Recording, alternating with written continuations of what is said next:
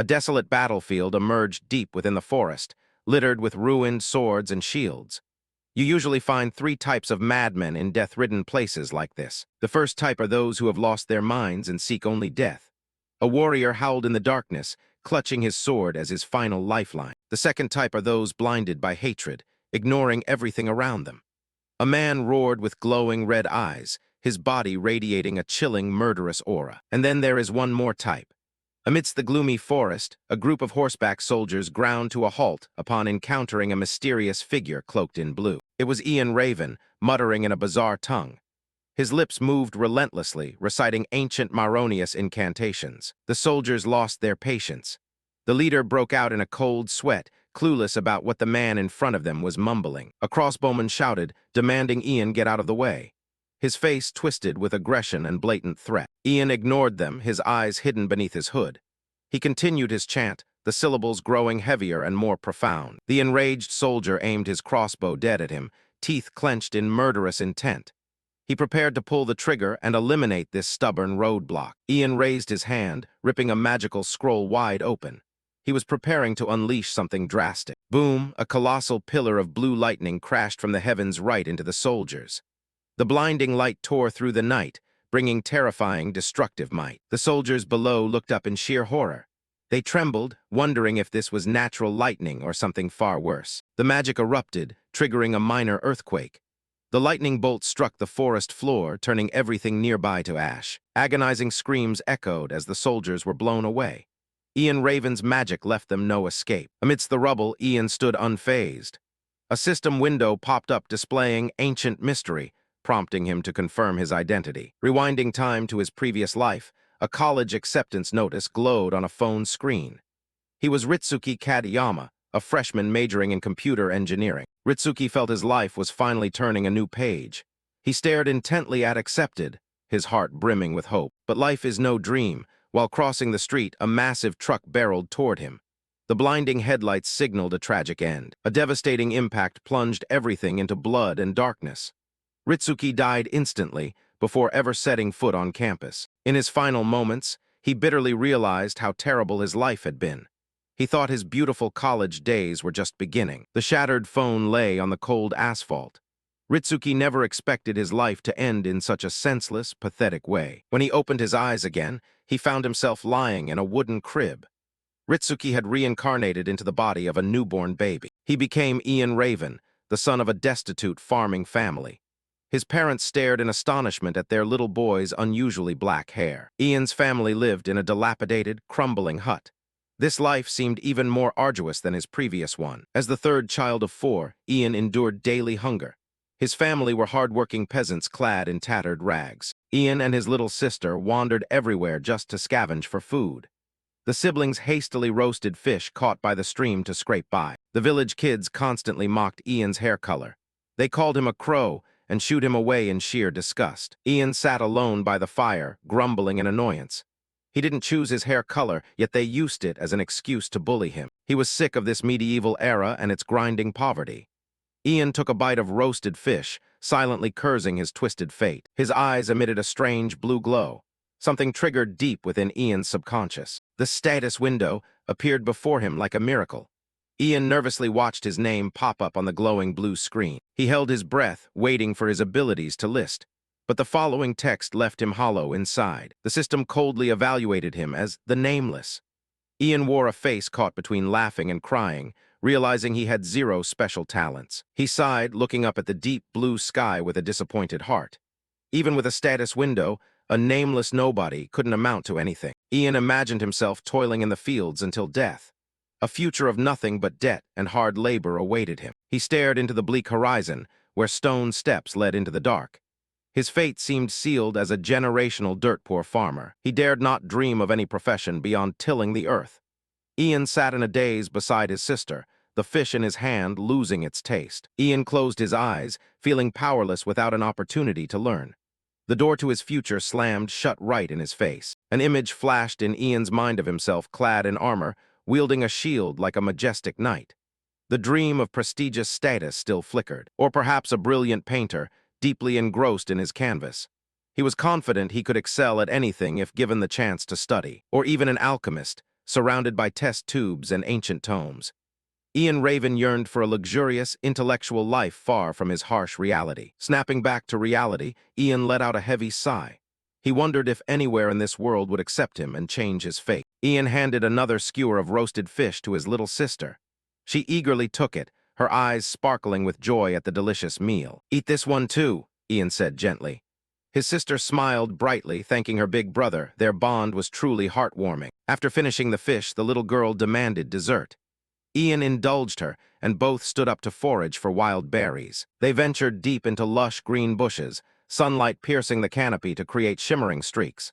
Clusters of plump red berries peeked through the leaves. Ian warned his sister not to wander out of sight. While scanning their surroundings, the little girl sprinted to a nearby bush. She delightedly picked the berries and popped them into her mouth. The loud chewing proved today's dessert suited her perfectly. Watching his sister grow up so fast brought a wave of nostalgia. He taught her the word dessert recently, and now she demanded it. The joy was short-lived as Ian froze. He sensed an unusual presence approaching and frantically glanced behind him. From behind a massive ancient tree, a towering dark silhouette loomed. The rustling bushes signaled a highly unfriendly creature lurking nearby. Both siblings paralyzed with shock facing the intruder. Ian's eyes brimmed with panic. The thing before them wasn't human. "Ah, that's..." Ian gasped in sheer terror as the creature's form became clear. Cold sweat poured down the boy's forehead. A colossal giant bear with glowing red eyes emerged from the thicket. It let out an earth-shattering roar that shook the forest. The monster swung its razor-sharp claws, lunging at the children with terrifying speed. The sheer force of its swipe whipped up a strong gust, scattering dry leaves. In that life-or-death moment, Ian only had time to scream and tightly embrace his little sister. He used his body to shield her, bracing for the fatal blow. A massive explosion echoed, alongside blazing blue lightning. An overwhelmingly powerful surge of magic struck the giant bear before it could reach them. The electric current scorched the giant bear, its body convulsing violently under the terrifying power. Ian watched in awe as the enemy collapsed in agony. With a resounding thud, the monster's massive body crashed to the ground, leaving a small crater. Smoke billowed from its charred corpse. Still in shock, Ian looked around blankly for their savior. A soft, "Oh my," echoed from behind the swirling smoke and dust. A mysterious woman stepped out, glancing at the bear's corpse and muttering self-reproachfully that she might have overdone it. Her cloak fluttered gracefully in the breeze. Ian and his sister dared not move. They looked up at the tall figure radiating commanding pressure. The woman's eyes, hidden behind glasses, glowed eerily. The strange woman adjusted her round glasses, flashed a friendly smile, and asked if this was the Feldenberg territory. She looked incredibly intellectual and elegant amidst the wild forest. Ian Raven tried to regain his composure, wondering who this woman was to fell that terrifying bear with a single strike. Curiosity and deep admiration swelled in his heart. "I am Eredes, a wandering mage," the woman introduced herself with unwavering confidence. She placed a hand on her chest, exuding the aura of a magic master. "A mage?" Ian gasped in sheer amazement, his eyes wide open. He had never seen a real-life magic user before. Images of grand mages flashed through Ian's mind, people who could turn the tide of a battlefield with a mere flick of their wrists. They were absolute symbols of supreme power. With their peerless skills and destructive might, a mage's presence was a source of terror for any enemy. Ian couldn't believe he stood before a figure of such caliber. He wondered why someone as powerful as Eredes would show up in a remote, backwater town like Colbrun. Ian looked at her with a mix of caution and awe. Eredes revealed she was looking for a black-haired boy living in this region. She looked straight at Ian, making him feel flustered and anxious. The mage Eredes asked Ian if there were any other black-haired boys in the village. Still trembling, Ian stammered that he was the only one. A satisfied smile graced Eredes's face. She thought to herself she had finally found the right person. Me," Ian pointed at himself in disbelief. He couldn't fathom why a master mage would travel all this way to find a kid like him. Eredes recalled instructions from a mysterious figure to find a black-haired boy in Feldenberg and take him as a disciple. She believed this was the start of something wonderful. Eredes stared intently at Ian, her eyes piercing his soul. She evaluated the potential and aura of the child standing before her. She noticed a blend of fear and intense curiosity in Ian's eyes. More importantly, this boy exuded a vibrant and endearing energy. Eredes laughed heartily when mentioning the time mages, her face beaming. She thoroughly enjoyed this fateful encounter. Ian looked at her and thought that despite magic being terrifying, this woman seemed genuinely kind. He felt less tense around Eredes. The massive lightning bolt obliterating the bear in the blink of an eye still haunted Ian. That power was simply extraordinary, far beyond his imagination. Mustering his courage, Ian Raven stepped forward to ask Eredes a question. He looked up at the mage with a serious, yearning expression. "Miss Mage, can I ask you about the magic you just used on the bear?" Ian asked, his eyes sparkling with curiosity. He was truly captivated by Eredes's power. Eredes noticed the boy's enthusiasm for magic and gave a knowing smile. She stroked her chin, finding it amusing this child wasn't afraid of spells. Eredes explained that magic wasn't too special, and anyone could do it if willing to learn. She spoke of magic nonchalantly, as if it were the most obvious thing in the world. "Anyone can use it," Ian repeated, his face deep in thought. A spark of hope ignited in the boy's eyes, signaling a massive turning point. Ian Raven gazed up at the mage with longing eyes. He hesitantly asked if someone like him could ever learn magic. In response to that earnest anticipation, Eredes offered a gentle, encouraging smile. Her eyes radiated trust, already seeing the boy's hidden potential. "Of course, anything is possible if you meet a good master," Eredes said, placing her hand on Ian's head. She affirmed he could become a true mage. A reflection appeared behind Ian, showing him in a glorious mage's robe. The phrase, "you can become a mage, Ian," served as a powerful affirmation for his bright future. Eredes extended her hand, offering a formal yet incredibly warm invitation. She expressed her desire to personally teach Ian the ways of magic, if he agreed. "What do you say? Do you want to become my disciple?" Eredes asked, her eyes glittering with expectation. Ian stared blankly at the offered hand, his heart pounding wildly. Ian looked thoughtfully ahead, his face showing a resolute determination rare for a child. He realized this was his one and only chance to change his destiny and escape poverty. His hand clenched tightly, feeling the weight of this monumental decision. Becoming a mage meant embarking on an entirely new path, leaving the peasant life behind. Without a single moment of hesitation, Ian Raven grasped Eredes's hand, marking the beginning of a promising chapter.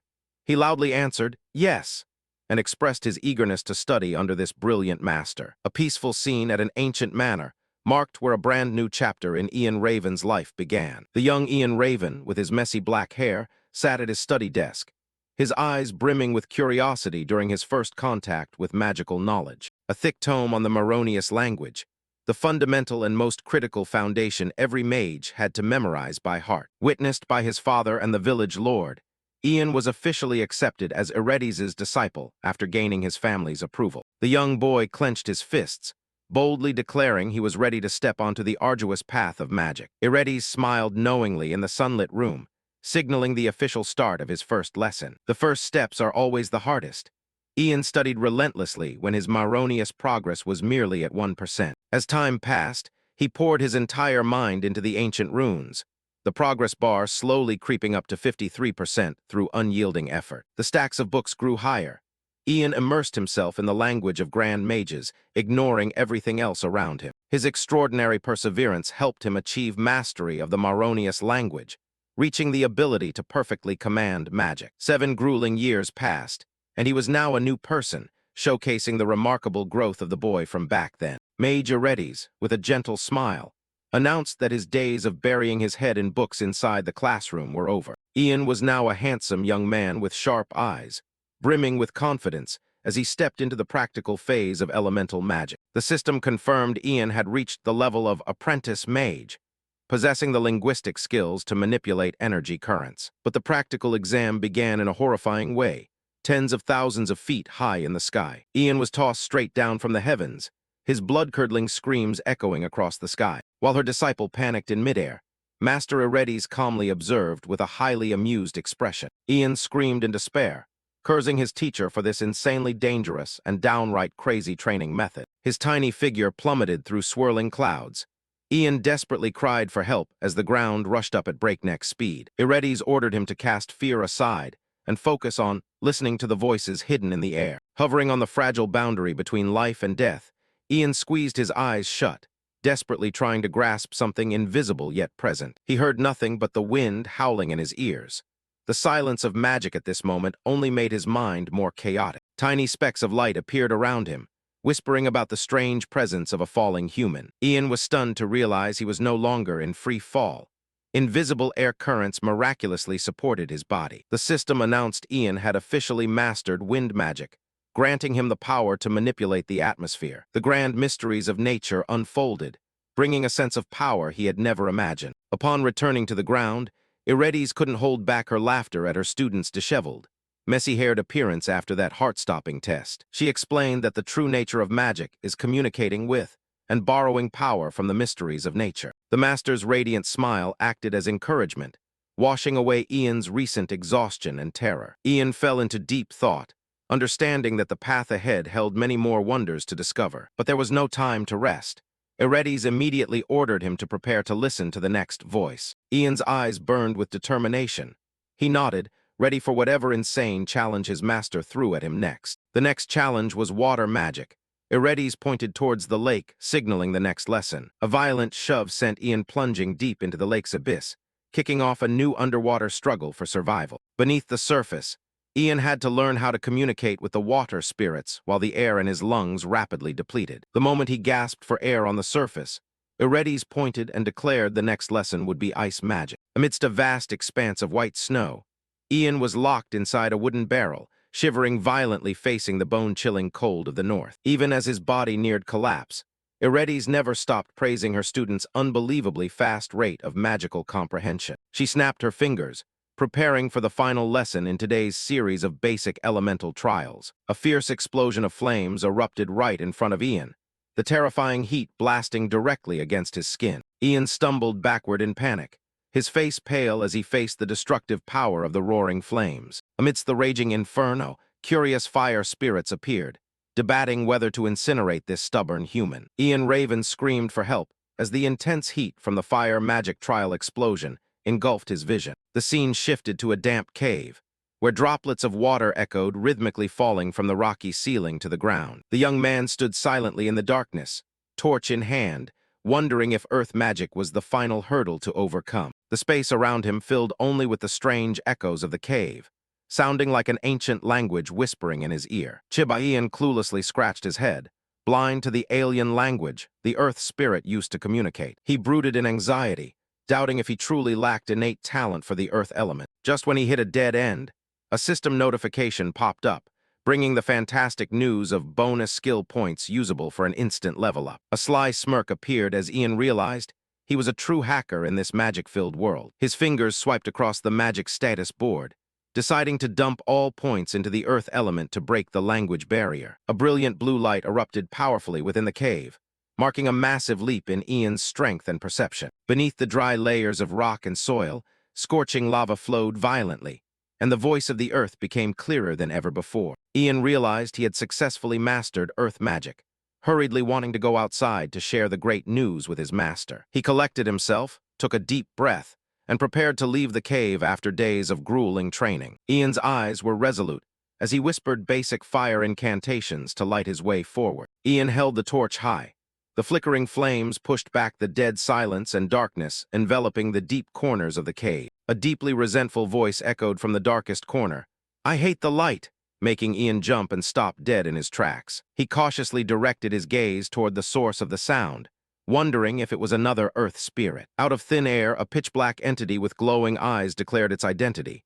"I am darkness," leaving Ian stunned and unsure of what he faced. The night sky was perfectly still, a full moon casting a soft, gentle glow over the gloomy ancient forest. Outside the cave entrance, Mage Eredes sat deep in thought on a boulder, calculating her plans for the upcoming magic conference. The hurried sound of footsteps echoed as Ian rushed out, panting and excitedly calling for his master after completing the trial. Eredes shot to her feet, unable to hide her joy seeing her disciple return safe and sound from the final trial. Ian eagerly boasted about his achievements, stating he hadn't just mastered the earth element, but successfully communicated with darkness. Eredes's face instantly stiffened, her eyes widening in sheer shock at the information she just heard. Ian stood tall, crossing his arms, incredibly proud of the unbelievable feat he just accomplished inside the cave. His master stood frozen in contemplation, unable to believe her student managed to strike up a conversation with the timid and terrifying entity, darkness. She stared anxiously straight into Ian's eyes, asking if he felt okay after contacting that dark power. Ian gave a slight nod of confirmation, his face maintaining its usual clear-headed and determined expression. Eretys took a deep breath, looked at Ian, and announced it was time for both master and disciple to leave this mountain. Ian excitedly asked about their next destination, but his master's attitude turned unusually serious. Under the dim moonlight, Eretys declared a harsh truth. His lessons were over and they must part ways here. She pointed north, handing Ian a new mission: travel to the town of Chronolek and attend the mages' conference. Eretys smiled and explained that destiny ordained for Ian to study space-time magic, and he would meet the mage controlling time there. Ian's jaw dropped in shock, his mind a scrambled mess over his master's unexpected decision to part ways. Eretys let out a crisp laugh, reaching out to mess up her student's hair one last time as a deeply affectionate goodbye. Her eyes clearly displayed absolute faith in Ian's innate talent to uncover the world's greatest mysteries. Eretys ruffled Ian's hair, and though his heart filled with regret, he also began harboring hopes of conquering the power of time. The night passed with the rustling of the wind, marking the end of one era and the dawn of a highly promising new chapter. Eretys waved goodbye, making sure to remind him of their promise to reunite in exactly 3 years in the land of Dorwell. The radiant morning sun shone down on a bustling town lined with wooden houses,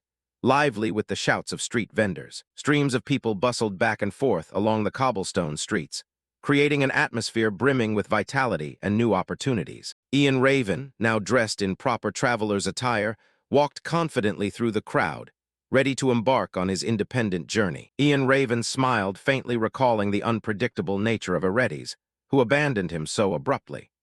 The evening sun cast a golden glow on the young mage's face amidst the crowded city streets, taking his first steps toward freedom. From afar, the loud voice of a man seeking companions heading north caught Ian's attention. He stood quietly in the back, observing the market hustle and the noisy calls for travel partners. Under a brilliant sunset sky with leaves dancing in the wind, Ian Raven decided to head north to attend the mages' conference. He figured he had free time anyway, marking the start of a challenging new chapter. At a rest stop in the forest, Ian Raven and the Rabbit Foot Merchant Guild gathered around the campfire, resting after an exhausting day of travel. The young man Ian sat quietly by the fire, holding an empty wooden bowl. It seemed he still wasn't used to this dusty, on-the-road lifestyle. Reek, the guild master, approached to strike up a conversation. He looked at Ian with a scrutinizing gaze, asking if this was his first time traveling north. Hearing Ian confirm he had unexpected business taking him this way, Reek furrowed his brows. He followed up by asking if the boy had ever heard of Dragon Mountain, the legendary peak of dragons. At the mention of that name, the atmosphere grew mystical, with magical circles materializing in his mind. Dragon Mountain wasn't just a location, it was the domain of ancient creatures. Reek warned that in those mountains, the red drake, a true dragon, frequently appeared. The image of the massive, majestic monster flashed as a reminder of the extreme danger. Reek's attitude turned incredibly friendly. He threw an arm around Ian's shoulders, asking if he knew how to fight or run fast. Ian offered a forced smile, admitting he wasn't confident in either. Reek's face instantly dropped, exclaiming in disappointment that the kid was useless. He curiously asked what exactly Ian's profession was, considering his frail looks. Ian scratched his head, shyly replying with a soft but heavily impactful statement. He mentioned that he was, in fact, a mage. That answer shocked Reek so hard he nearly fell backward, stammering, refusing to believe his own ears. A genuine mage, wandering around all alone like this. He rushed over to inspect Ian as if looking at an alien species, repeatedly asking if it was true. In the background, Kathy quietly observed the exchange. Kathy subtly glanced over, one golden eye gleaming from beneath her hood. Ian's identity as a mage caught her off guard as well. The nearby mercenaries were equally astonished, jaws dropping as they stared at Ian. With his scholarly appearance, nobody could believe he was a mage. Seeing everyone overreact, Ian blinked in confusion, asking if there was a problem. He had yet to fully grasp the noble status a mage held in this world. Instantly, Reek's tone turned sugary sweet. He groveled and eagerly brought Ian more food. This excessive servitude made the young man feel incredibly awkward. Reek bowed profusely before running off to fetch even more, leaving Ian sitting there, utterly speechless. The magical weight of the title mage was truly no joke. However, Ian felt the surrounding atmosphere growing heavy. He subtly glanced toward the campfire, where the mercenaries were whispering. The mercenaries started mocking him, convinced Reek was being scammed. They looked at Ian's effeminate appearance and sneered, questioning what part of him even looked like a mage. They pushed it further, sarcastically remarking that if he was a mage, even the wild dogs around here must know how to cast spells. Ian heard them loud and clear, but remained silent. Right at that moment, Kathy approached from behind. She stood quietly beside Ian, blocking the flickering firelight casting onto his back. She leaned in close to Ian's ear, whispering advice to teach them a lesson so they'd learn their place and shut their mouths. Kathy elaborated that mercenaries generally looked down on anyone who appeared docile, regardless of whether they were a mage or not. Her gaze shifted toward the three mercenaries laughing gleefully by the fire. She insisted Ian needed to show off his power to instill fear in them. Kathy emphasized that only if they feared his power would they fully commit to protecting him if something went wrong on the road. Ian listened, his face showing a look of contemplation. He knew she was right, but his inherently gentle nature made him feel conflicted. He silently wondered what he should do now, because honestly, he rarely knew what it meant to get angry. Ian's gaze coincidentally landed on a mercenary preparing to clean dishes. The man casually spat a large wad of saliva right into the bowl. Then the mercenary casually used a dry leaf to wipe that spit around the bowl to clean it. This sight struck Ian, a modern man who valued hygiene, right in the eyes. Ian's expression morphed as a dark, murderous aura enveloped him. He trembled in sheer disgust, unable to believe the guy just spat into his bowl. The ground and rocks around them began to shake violently due to the mana radiating from Ian's body. The mercenary panicked, dropping the bowl, cluelessly asking if it was an earthquake. He looked up and instantly froze in terror. Cold sweat poured down his face as he faced an invisible, crushing pressure. Ian Raven stood towering like a ghost, his eyes glowing a stark, menacing white. He growled, demanding to know how the man dared to perform such a filthy act on his bowl. A massive pillar of mana erupted, illuminating the entire night sky. This sheer power forced everyone into stunned silence before the wrath of a mage. The mercenary drained of all color, stammering incoherently. He felt death approaching if he didn't immediately apologize to the grand figure standing before him. He desperately dropped to his knees, kowtowing repeatedly, begging for forgiveness from Sir Mage.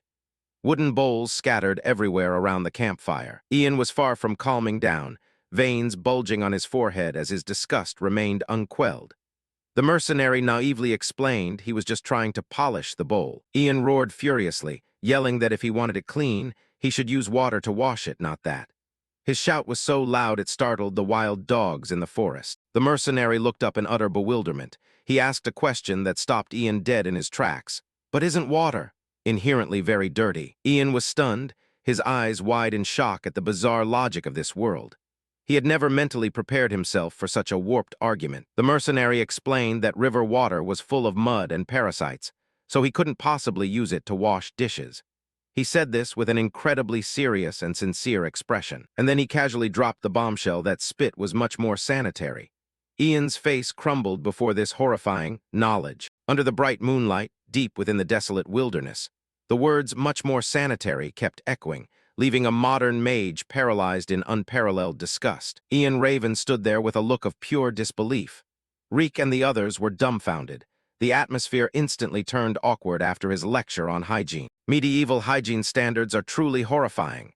Ian turned to stone, his soul seemingly wanting to leave his body at this brutal reality. Reek nervously called out softly, "Sir Mage?" But the boy couldn't hear a thing anymore. In his psychological trauma, Ian began to mutter strange incantations. Unstable mana leaked into the surroundings, making the air feel heavy. The campfire in front of him burned much brighter than usual. Sparks flew everywhere, signaling an impending outburst of rage from the young mage. Boom, the fire erupted into a massive, towering snake of flames. The mercenaries sitting nearby turned pale with terror at this unexpected display of power. What is this?" Reek stammered, staring at the violently roaring flames.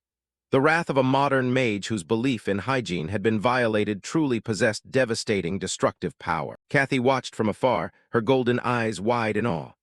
This was the first time she saw someone unleash such intense mana over something so trivial. Ian Raven stepped menacingly out of the shadows, his face dark and full of threat.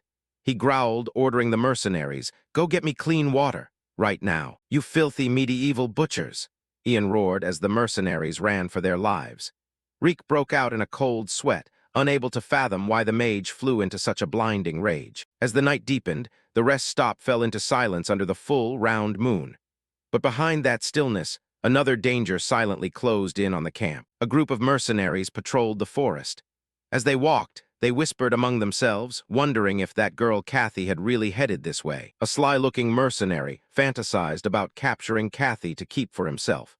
He secretly gloated over this heaven-sent opportunity right in the dead of night. Oh, found her.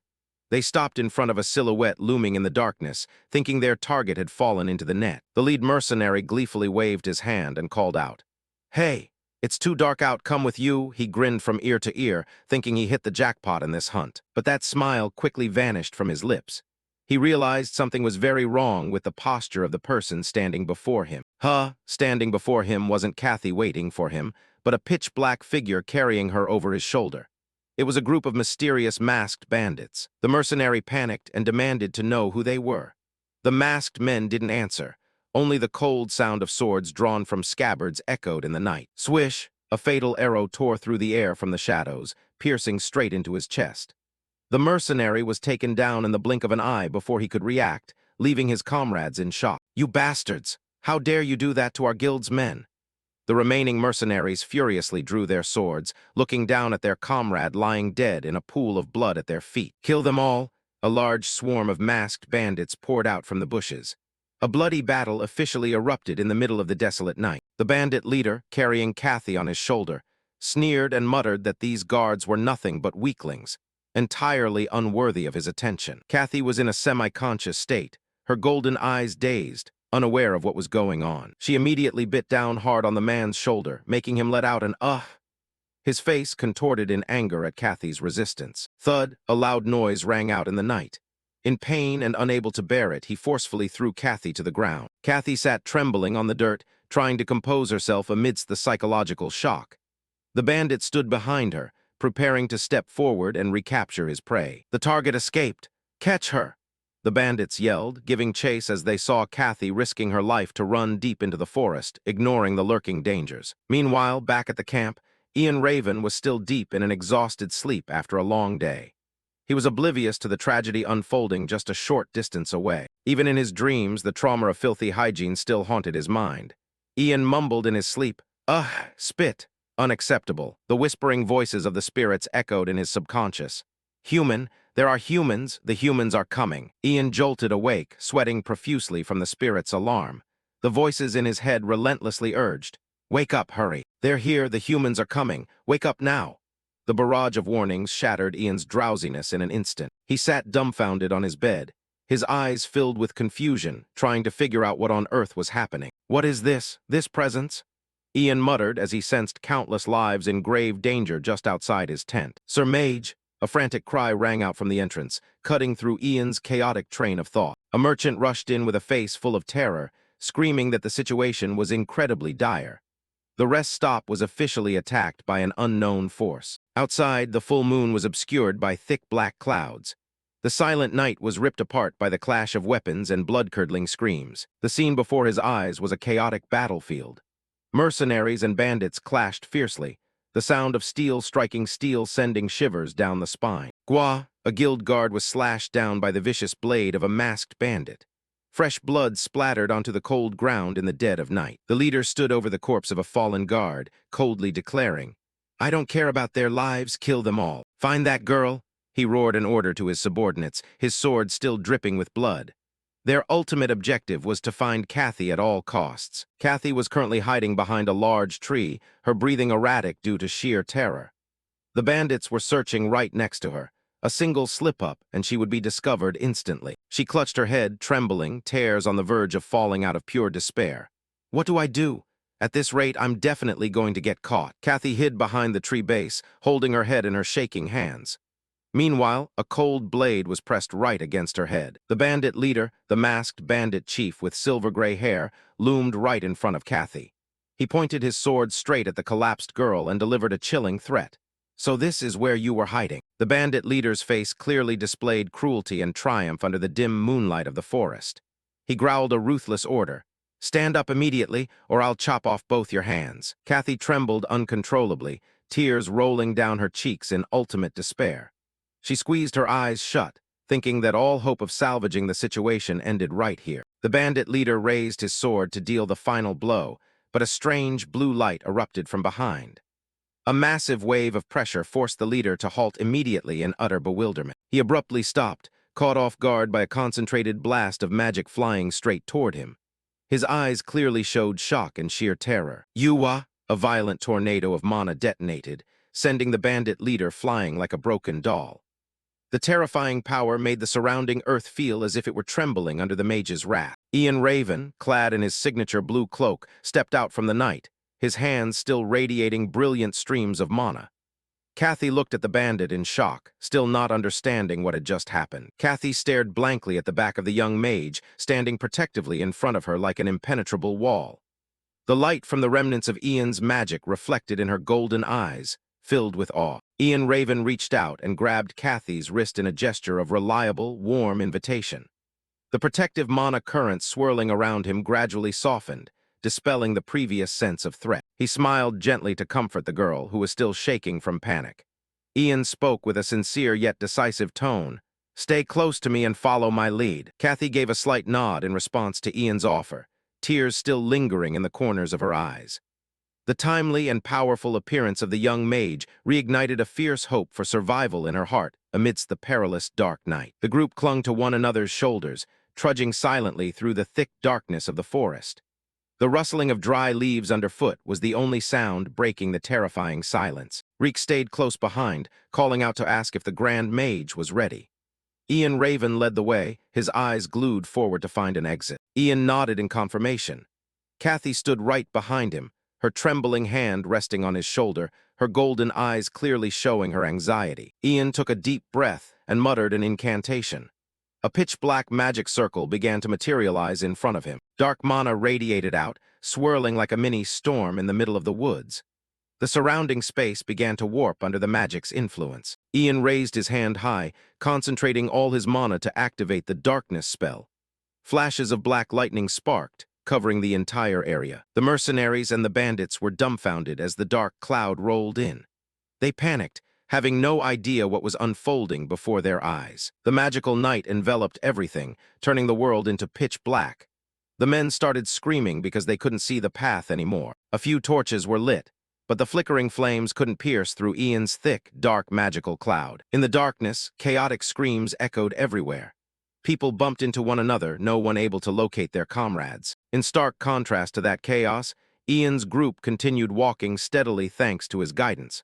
Everyone held on tightly to each other, not straying a single step. The system announced the activation of the night vision skill. Now, Ian could see through the dark as clearly as walking in broad daylight. A bandit lunged out from the fog, making Reek and the others jump out of their skin. He held his torch high, his face full of sheer malice. The bandit leader drew his sword, pointing it directly at the merchant group. He roared, demanding to know where they thought they were running off to in this forest. Reek went pale, trembling as he begged the bandit for his life. Behind him, the hired workers also shrank back in terror. Ian Raven's eyes glowed with an eerie blue light. He coldly chanted an incantation, concentrating fire magic right in front of him. A fierce blast of fire erupted, incinerating everything in its path. The bandit's blood-curdling scream echoed through the dark night. The bandit collapsed to the ground, his body smoking black. His nearby accomplices were horrified upon witnessing the terrifying power of the magic. The remaining bandits took a few steps back, their hands gripping their swords while trembling violently. They never expected a kid who looked so gentle to strike so ruthlessly. Ian glanced at the bandits with an emotionless face. He thought to himself that this display would surely be enough to scare them off. But the bandits started yelling at each other, trying to reassure themselves that the enemy only had one mage.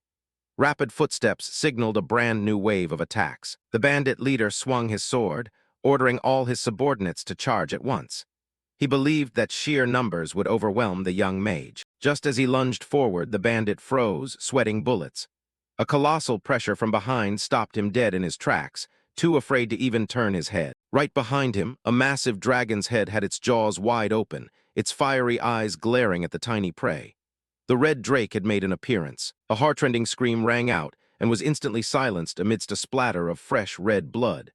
Everything happened so fast that no one had time to react. The remaining bandits stood stiff as statues, drained of color. Fear paralyzed their will to fight. Reek and the merchants weren't faring any better. Their eyes rolled back in terror. The presence of the ancient monster made the air suffocate them. Ian looked up at the massive dragon, stammering incoherently. He realized this was an incredibly dangerous ancient mystery. The red drake let out a low growl, the hot breath exhaling from its snout making the ground shake.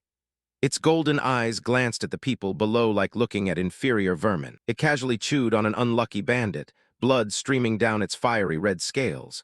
The horrifying sight made everyone want to vomit. The dragon lowered itself further, bringing its face right up to the bandits. The growl rumbling from its throat sent them scattering in sheer panic. Reek's group cried out pitifully, calling the Master Mage's name as their final hope. But facing a real drake, every skill they knew was rendered useless. Ian sweated profusely, silently cursing his terrible luck. He knew well that if he didn't do something right away, everyone was going to become this dragon's dinner. The red drake's razor-sharp gaze locked onto Ian. It seemed to be assessing the power of the only person who had managed to retain his sanity before it. Right at that moment, a system notification popped up before Ian's eyes. You have witnessed an ancient mystery. Ian was stunned to see the status window jump out when his life was hanging by a thread. Before he could process what was happening, another window appeared. A message congratulated him on acquiring a new skill, summoning magic, allowing him to communicate with mythical creatures.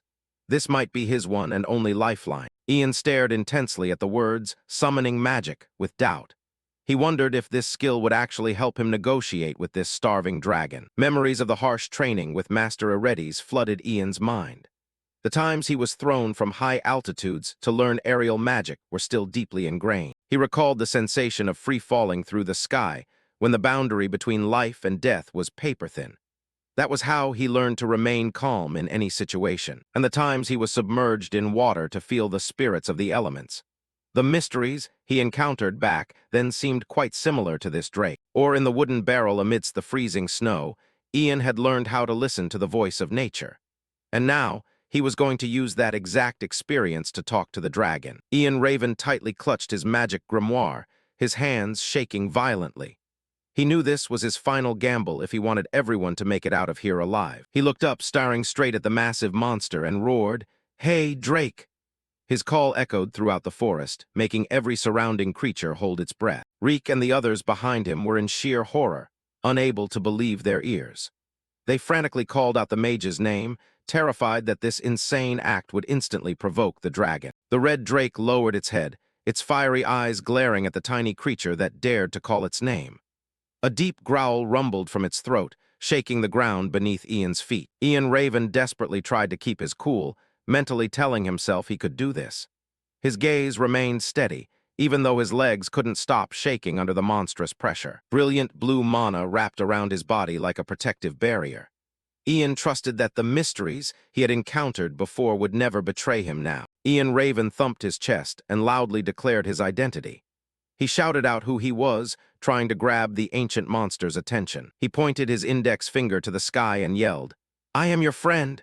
Behind him, Reek and Kathy watched with utterly bewildered expressions, clueless as to what trick he was trying to pull. Ian held up a sign with a large X on it, screaming about friendship and demanding the dragon stop bullying them and fighting. Right now, he looked just like a child trying to negotiate using modern-world logic. The drake stared at Ian Raven with an intensely perplexed look. It was dumbfounded by this human's bizarre behavior. A terrifying silence blanketed the entire forest. Reek and his crew sneaked peeks, wondering what the hell the Grand Mage was saying to the ancient beast. They signaled each other to stay silent so Ian could focus on hearing the dragon's response. Ian Raven concentrated deeply, his ears perked up to catch every tiny sound emitting from the drake. He realized its language was way too complex to understand right away. Ian Raven grabbed his head in agony, failing to grasp what the dragon was saying. Meanwhile, his mage persona still tried to keep a straight face while everyone was watching. The system notified him that he could use points to level up his skills. Ian Raven decided to go big, dumping all his accumulated points into the summoning magic skill. He told himself he was going all in just to understand the dragon's tongue. His fingers rapidly tapped on the virtual status board hovering in front of him. The level of summoning magic skyrocketed, and magic flared brightly around Ian Raven. Ancient runes started forming clearly in his mind, decoding the meaningless growls from before. Ian Raven froze as he clearly heard the drake's voice in his head for the very first time. It was no longer the roaring of a beast, but the arrogant language of a higher entity. He hesitantly called out, "Mr. Drake," in a deeply respectful tone. Kathy stood behind him, looking at him with eyes full of hope, yet fraught with fear. The dragon let out a thunderous roar, demanding the human spit out whatever he had to say quickly. The force of the roar blew Ian Raven's entire group backward. Ian Raven sweated bullets, silently marveling at how terrifyingly effective this magic really was. Behind him, Reek and Kathy were shaking uncontrollably, gripping his clothes tightly. Ian Raven cleared his throat, trying his best to regain his usual confidence. He knew he had to choose his words carefully if he didn't want the whole group obliterated in the blink of an eye. He softly explained to Mr. Drake that he had no intention of opposing such a mighty creature. The dragon's eyes remained narrowed in deep suspicion. The dragon sneered, claiming that an insignificant human attempting to fight it was the most ridiculous thing it had ever heard. Ian Raven hastily agreed, affirming that humans were nothing compared to his greatness. The Drake's voice echoed through telepathy, asking if Ian Raven wanted it to spare their lives. Reek, standing nearby, looked lost, having no idea what the two were discussing. Kathy silently observed the bizarre conversation, her eyes clearly showing disbelief. She had never seen anyone able to stand their ground and converse with an ancient dragon like this. The red drake opened its massive jaws, declaring that killing such insignificant creatures would only dirty its claws. Ian Raven breathed a sigh of relief, seeing his flattery going exactly as planned. Ian Raven broke into a bright smile, thinking to himself that this tactic was actually working. He started to feel more confident in his negotiations with this ancient entity. However, his expression quickly hardened when the dragon went on to mention its terrible mood. One tiny slip-up could send all his efforts straight down the drain. The drake growled, confessing that it was in an incredibly foul mood. The entire forest shook under the weight of the monster's anger. From behind, the merchant group wailed pitifully, begging the mage to save their lives. Their screams only added to the intense pressure of the standoff. Ian Raven bit his lip, sweat pouring down his face. He knew he was walking on a tightrope, and one wrong step meant death for them all. He wondered what he should do next to extinguish the drake's fiery wrath. Time was running out as the monster was losing its patience. The drake started losing its patience. It growled, telling Ian to get out of its sight if he didn't want to become a tasty snack.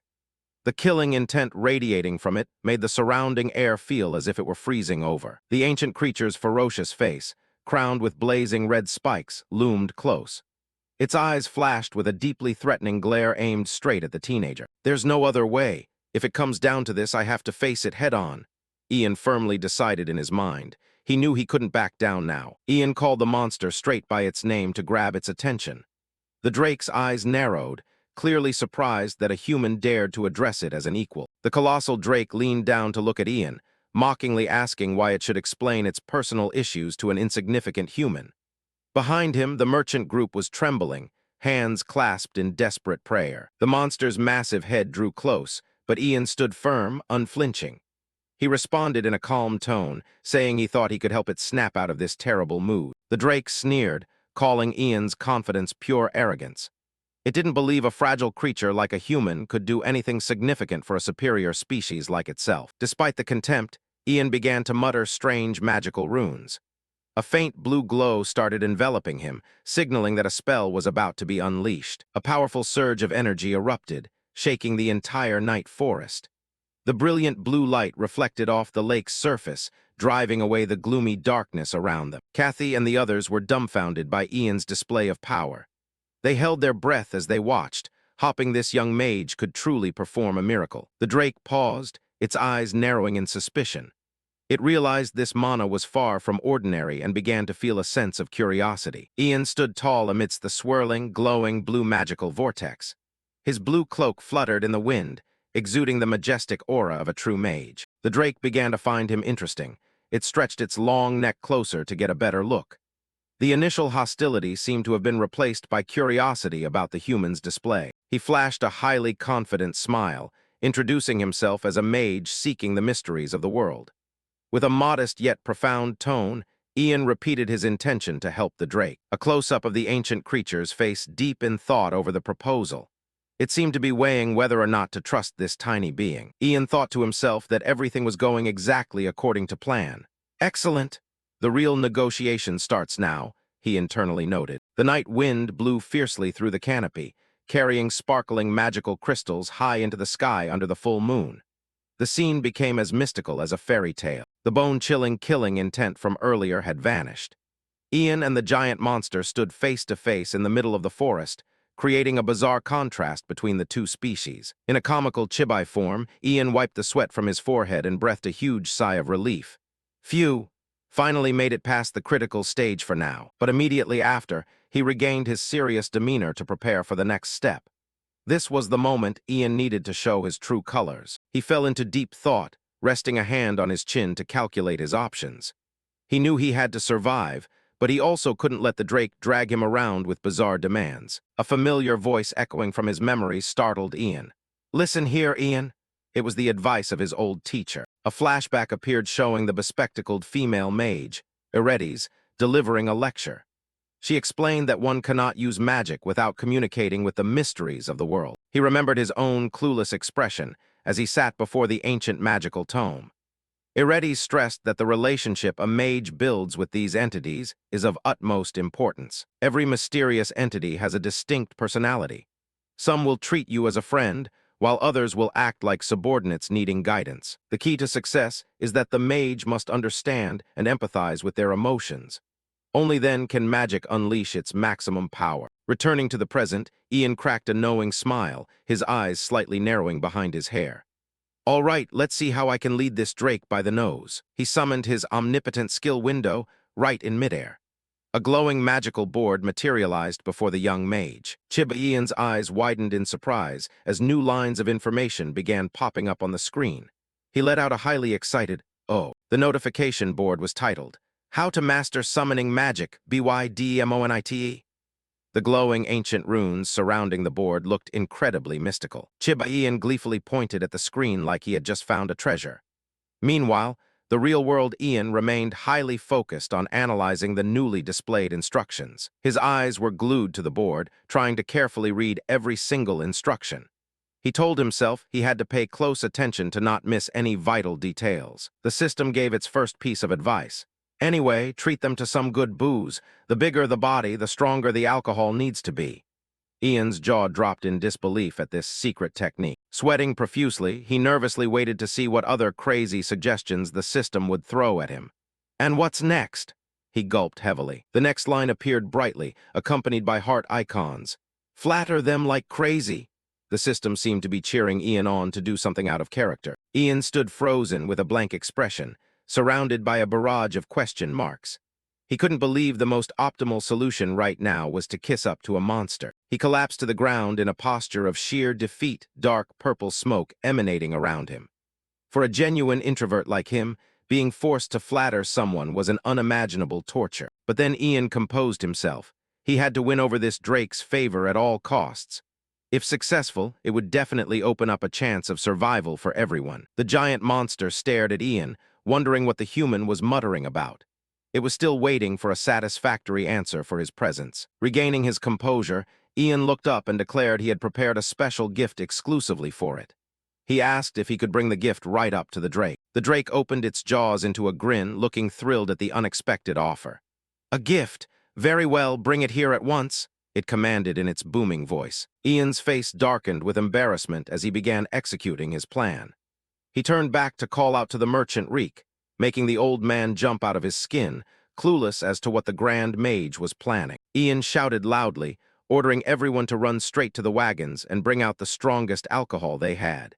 He knew this was the only chance to soothe the monster. A wooden barrel flew through the air, tossed exactly to Ian's position right on his urgent command. Inside the barrel were various sparkling bottles and 2 large wooden mugs.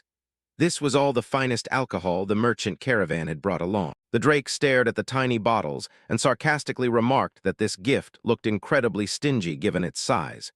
Ian managed to hold his ground to explain. He was on the verge of losing it over the monster's demanding attitude, but switched to a flattering tone. Ian forced a smile and explained that in the human world, the rarer something is, the more expensive and precious it becomes. His hands began to pour the liquor into the mug. The sparkling liquid flowed out with a highly inviting glug-glug sound. Ian presented the full mug to the giant creature, trying to appear as polite as humanly possible. The Drake brought its nose close to sniff it, then winced at the pungent, harsh smell coming from the liquid. It glared at Ian, killer intent, once again radiating and enveloping the young boy. The Drake suspected this might be some cowardly human trap. Ian sweat buckets, while the merchant group behind him turned green with fear. To prove his sincerity, he announced he would personally drink the first glass. True to his word, Ian raised the glass and downed it in one gulp right in front of everyone. Reek's group watched with their jaws on the floor, praying the young mage wouldn't suffer any mishaps. Ian laughed while wiping his mouth, his face slightly flushed from the strong alcohol. Even though it burned, he insisted the gift was perfectly safe and packed a massive kick. The Drake was still a bit skeptical.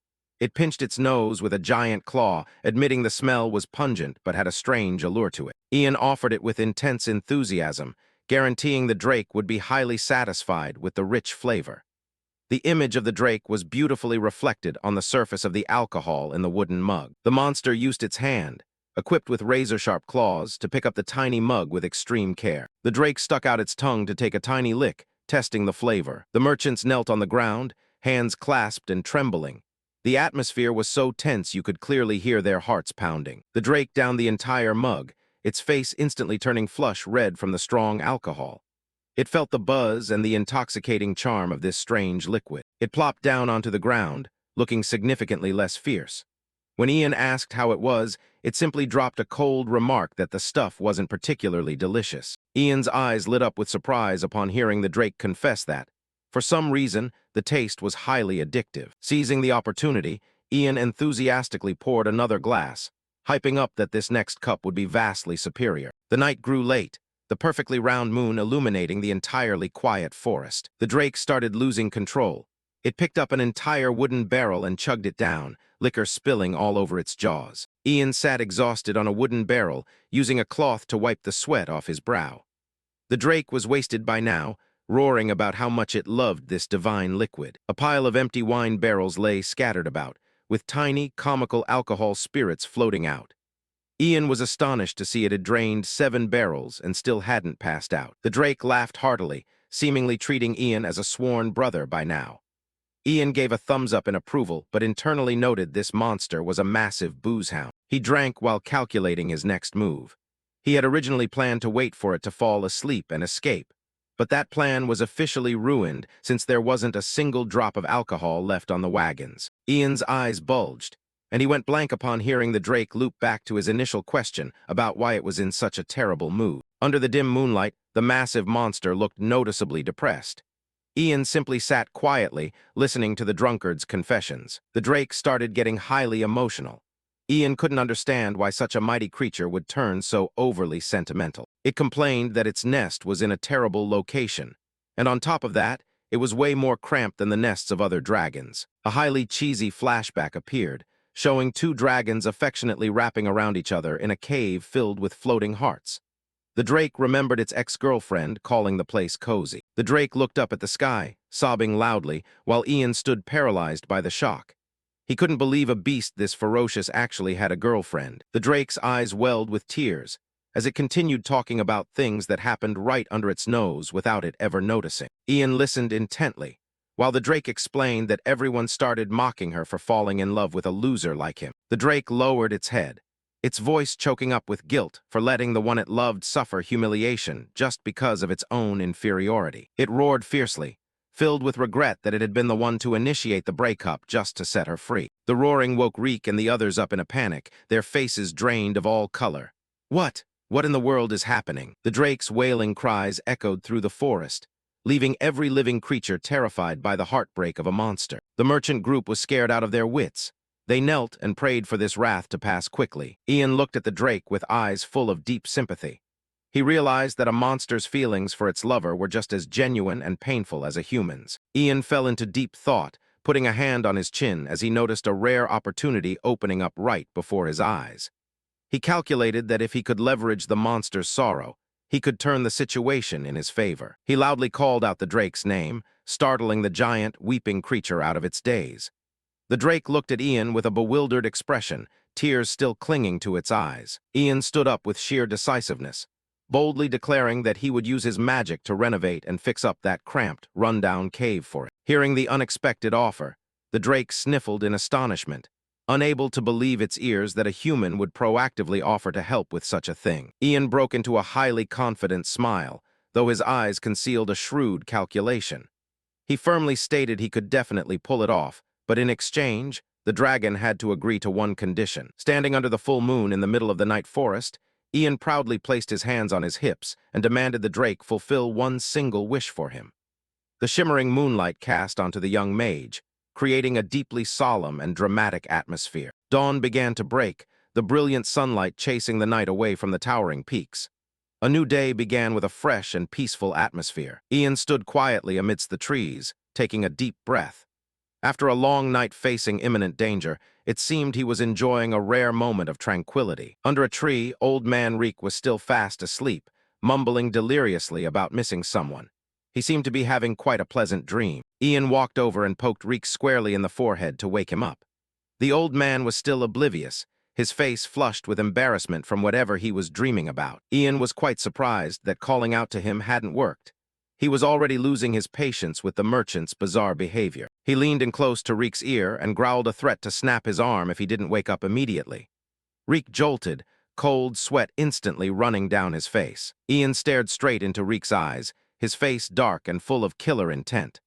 The sheer pressure from the boy made the old man tremble, too afraid to utter a single word. Reek let out a panicked scream and fell backward in sheer terror. The people around them also jolted awake from the loud commotion. The whole group tumbled over, piling on top of each other, creating a chaotic scene right in the middle of the campsite. Groans of pain rippled through the crowd. Kathy clutched her aching head, wincing from the sudden fall. Behind her, Reek was scrambling to his feet, still looking severely shaken. In their memories, Ian appeared as a grand savior, a hero who had single-handedly dragged the entire caravan from the clutches of the Grim Reaper while everyone else had passed out. Ian thought to himself that he probably should have just left them laying there. He found it quite annoying to have to deal with the aftermath of this panic. Reek was still terrified. He shakily asked if the drake had returned to its nest. Ian calmly replied that it was still waiting right up there. Ian's response caused the whole group of merchants to hug each other and wail pitifully. They genuinely thought the monster was still waiting to eat them alive. Ian explained that he had struck a deal with the drake in exchange for everyone's freedom. His gaze was resolute as he looked over the group. Kathy surprisingly repeated the word deal. She couldn't believe a human had successfully negotiated with such a terrifying creature. While Ian was worrying that he might have overstated things, Reek and the others looked at him with eyes brimming with fanatic admiration.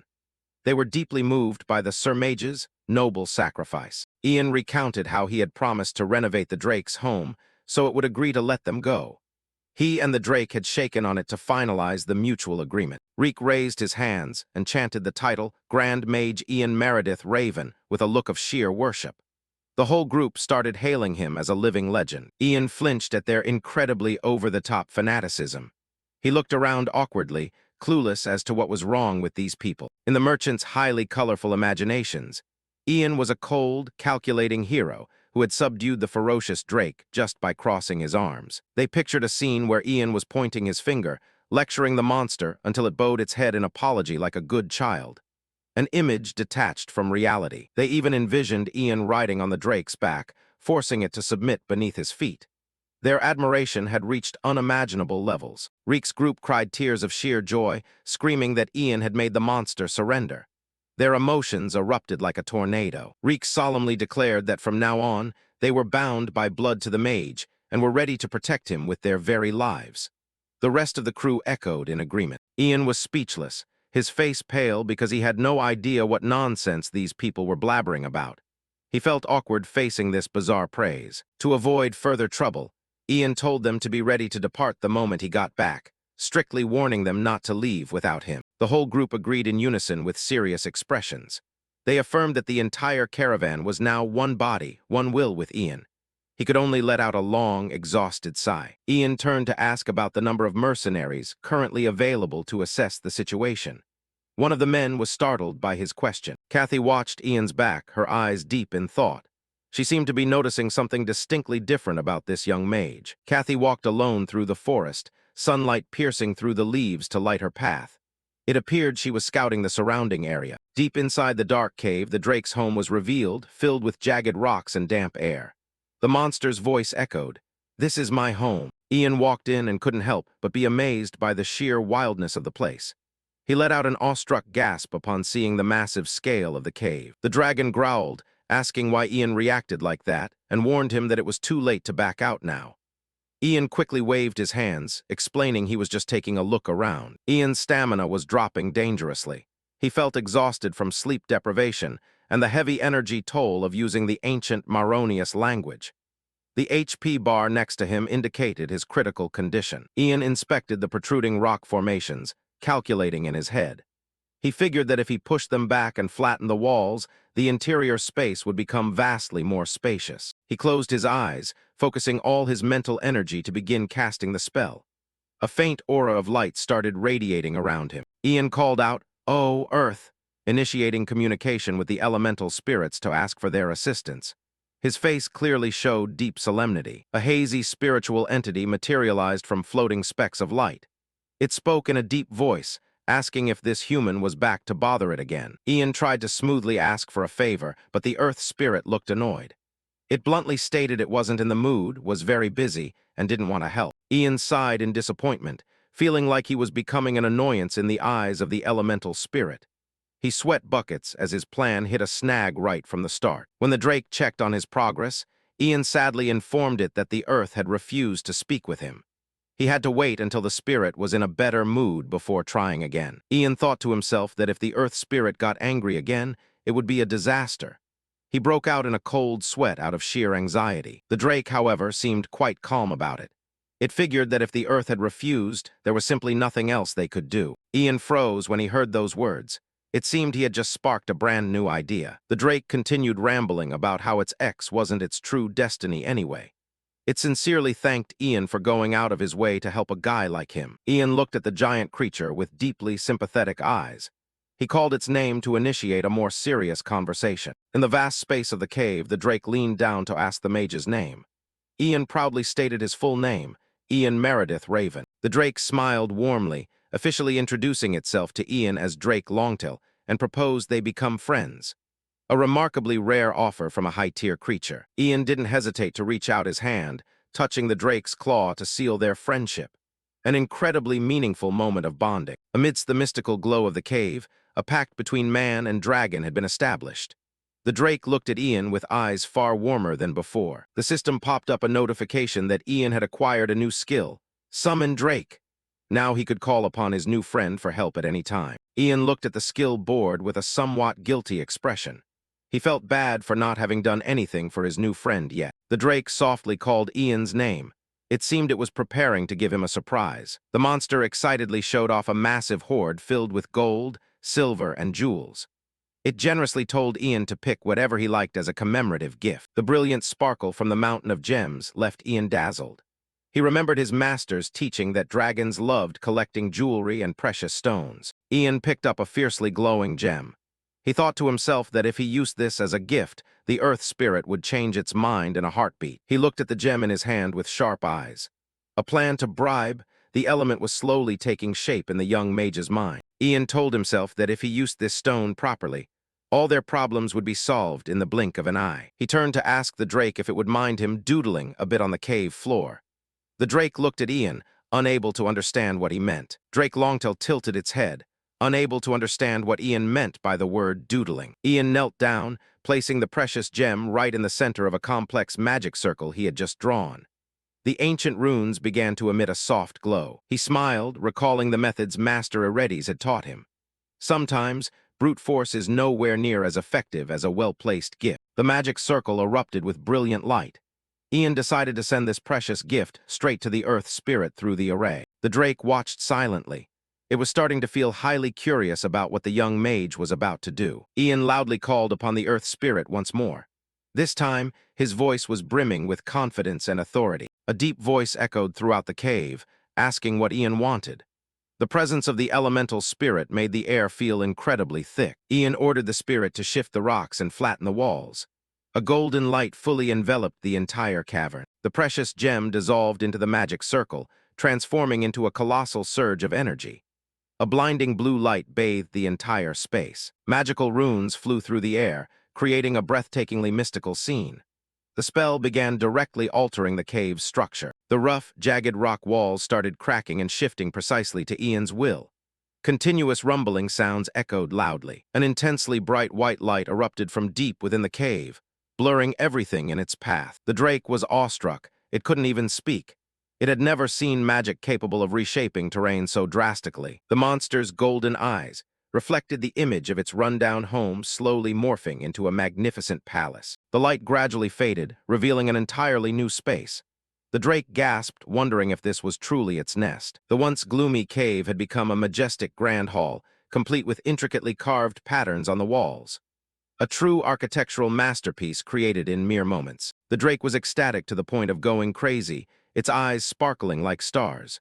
Meanwhile, Ian looked drained of all his strength. The view inside the palace nest was incredibly vast and imposing. Natural light filtered in, creating an aura of majestic beauty. The drake took a deep breath and marveled that the place even smelled wonderfully fragrant now. It was won over by its new home. It turned to ask Ian if the scent was also produced by magic. Ian, exhausted, replied that it wasn't. Out of sheer excitement, Drake Longtail grabbed Ian and pulled him into a massive hug. This overwhelmingly passionate embrace nearly suffocated the boy. The drake fantasized about a happy future with a family in its new home. Meanwhile, Ian was being squeezed so hard his face was turning purple. As soon as he was released, Ian's head began to spin. An excruciating wave of pain shot through his entire body. Ian's legs wobbled. He seemingly couldn't stand straight or control his own body anymore. Holding his head, Ian mumbled in sheer shock at what was happening to him. Standing right beside him, Drake Longtail could only stare at his new friend in utter panic. The intense pain hit so hard Ian had to cover his mouth. His eyes glazed over, reflecting sheer exhaustion after expending such a massive amount of mana. Drake Longtail panicked upon seeing Ian's condition rapidly deteriorate. It couldn't understand why someone who was just laughing and chatting had turned out like this. Ian's face grew deathly pale, his eyes devoid of life. The drake screamed in terror, desperately trying to wake Ian up as it saw him losing consciousness. His last ounce of strength finally depleted, Ian collapsed onto the cold floor of the cave. The drake could only scream his name in sheer despair as it watched its friend pass out. The drake gently cradled Ian Katayama in its massive palm. It roared with intense worry, urging its mage friend to hold on. Ian lay still in the beast's hand, his eyes shut tight from exhaustion. His mind was blank, having no idea what to do next after draining all his mana. The drake whipped its head around upon hearing a frantic shout from the distance. From the cave entrance, Kathy was sprinting inside, continuously screaming the mage's name at the top of her lungs. The drake's eyes went wide, looking quite bewildered by the appearance of this uninvited guest. Seeing the mountain-sized monster looming right in front of her, Kathy stopped dead in her tracks, sweating buckets out of sheer terror. On one side stood a drake as massive as a mountain. On the other, a tiny, trembling girl standing before it. In its hand, Ian looked as tiny as a toy, motionless and unaware of what was happening. The drake lowered its head, letting out deep growls that made the air feel suffocatingly thick. Kathy stood frozen in fear, her entire body stiffening under its razor-sharp glare. In a state of sheer panic, she started flailing her arms wildly. She stammered, begging the monster to just hear her out. Kathy performed a series of bizarre gestures, desperately trying to mimic dragon language to communicate.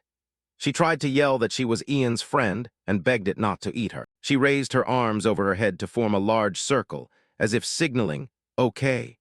She forced a highly awkward smile, hoping the drake would understand her good intentions. The drake just stared blankly, using a claw to scratch its chin in sheer confusion at Kathy's actions. It mumbled Ian's name, as if trying to piece the situation together. Ian let out a soft groan, showing signs of waking up from his long coma. Kathy jumped, but a spark of hope began to light up in her eyes. Ian was leaning against the cold rock wall, his body still too weak and sluggish to move. The scene transitioned to a perfectly still night sky with the moon hanging high, dotted by the flickering lights of fireflies amidst the forest. A flickering candle was mounted on the stone wall, casting a pale yellow glow in the narrow space. Ian shifted slightly on Kathy's lap, mumbling nonsense as his consciousness began to return. His hands blindly groped around as if searching for something familiar. In his delirium, he wondered what time it was and where his phone went. His hand accidentally brushed against and grasped another, much smaller hand. Ian remained half asleep, wondering why his phone felt so soft. He groggily guessed if it turned into a marshmallow. He reached out and touched Kathy's hand, feeling a softness like a cat's paw. Kathy leaned in and asked if he woke up. Ian jumped, his eyes shooting wide open. He sprang up like a coiled spring, realizing he used the girl's lap as a pillow. They stared at each other in deep awkwardness. Ian cluelessly asked Kathy why she sat here, his mind still foggy. He had just dreamt about his old smartphone. Kathy advised him to lie back down and rest since he still looked dazed. Ignoring her advice, Ian forced himself to sit up despite a splitting headache. Lucy panicked and warned him against abrupt movements. Ian rubbed his temples, struggling to recall what happened before he passed out. He realized communicating with the Drake and pushing his summoning magic overloaded his body. Pushing to a nosebleed proved too reckless. Memories flashed back of Ian and the Drake sharing a friendly drinking session. He held his cup while the monster hugged a booze barrel. They looked like long-lost soulmates. Ian sneaked a glance at Kathy, anxious she witnessed that humiliating scene. The thought of drunkenly dancing like a clown in front of the dragon made him want to bury himself in sheer embarrassment. Ian buried his face in his hands with a heavy sigh, while Kathy stared in deep confusion. Kathy asked where the Drake went.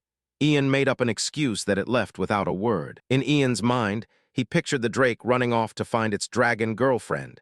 He silently wished his giant buddy luck in finding true love. Back in reality, Ian kept a straight face. He firmly decided to take some secrets to his grave. He scratched his head and laughed awkwardly, apologizing for making her care for him.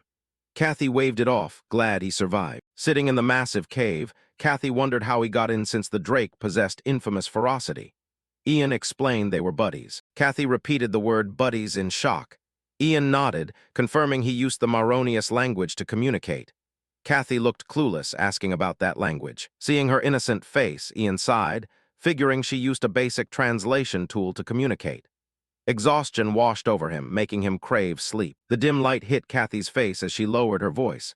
She confessed she risked her life to follow him inside. With a resolute gaze, Kathy called out to Mage Ian, asking for an important favor.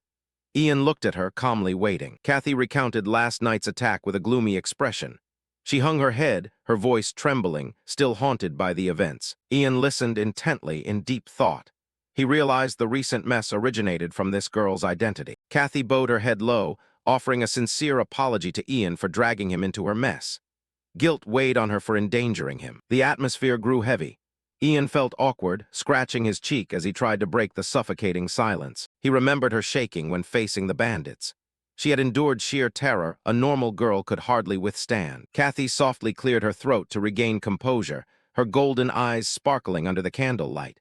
She gathered her courage to reveal the truth. Ian asked bluntly if she belonged to the bandit crew.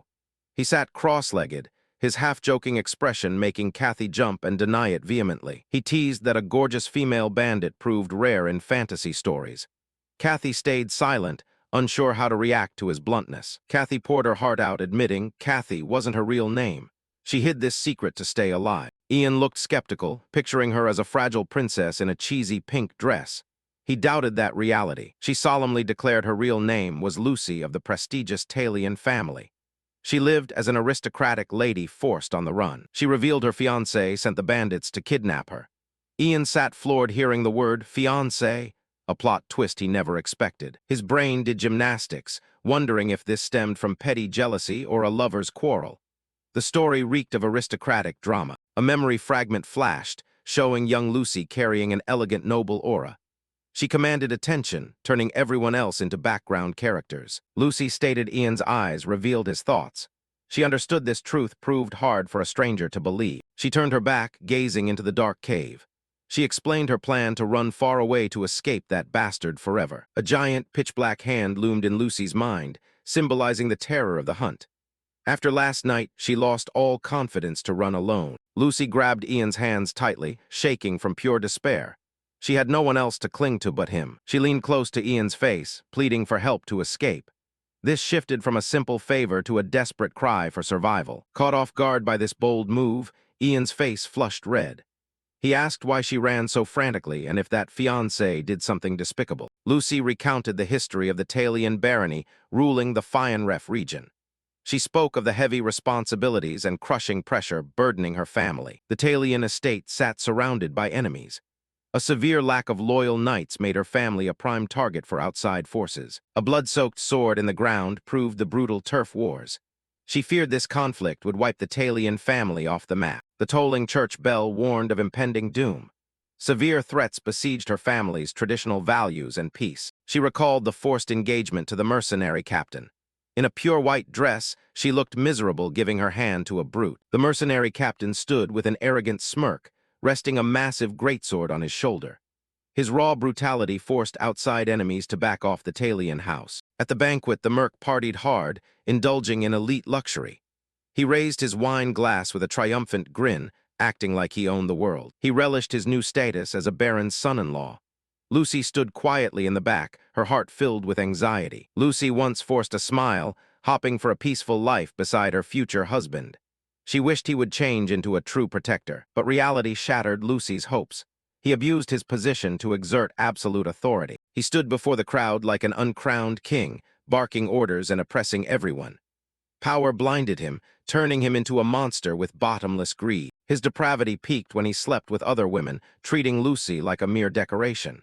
He lounged in bed, dismissing the honor of his future wife. Heartbroken seeing their daughter cast aside, Lucy's parents filed a petition to annul the engagement.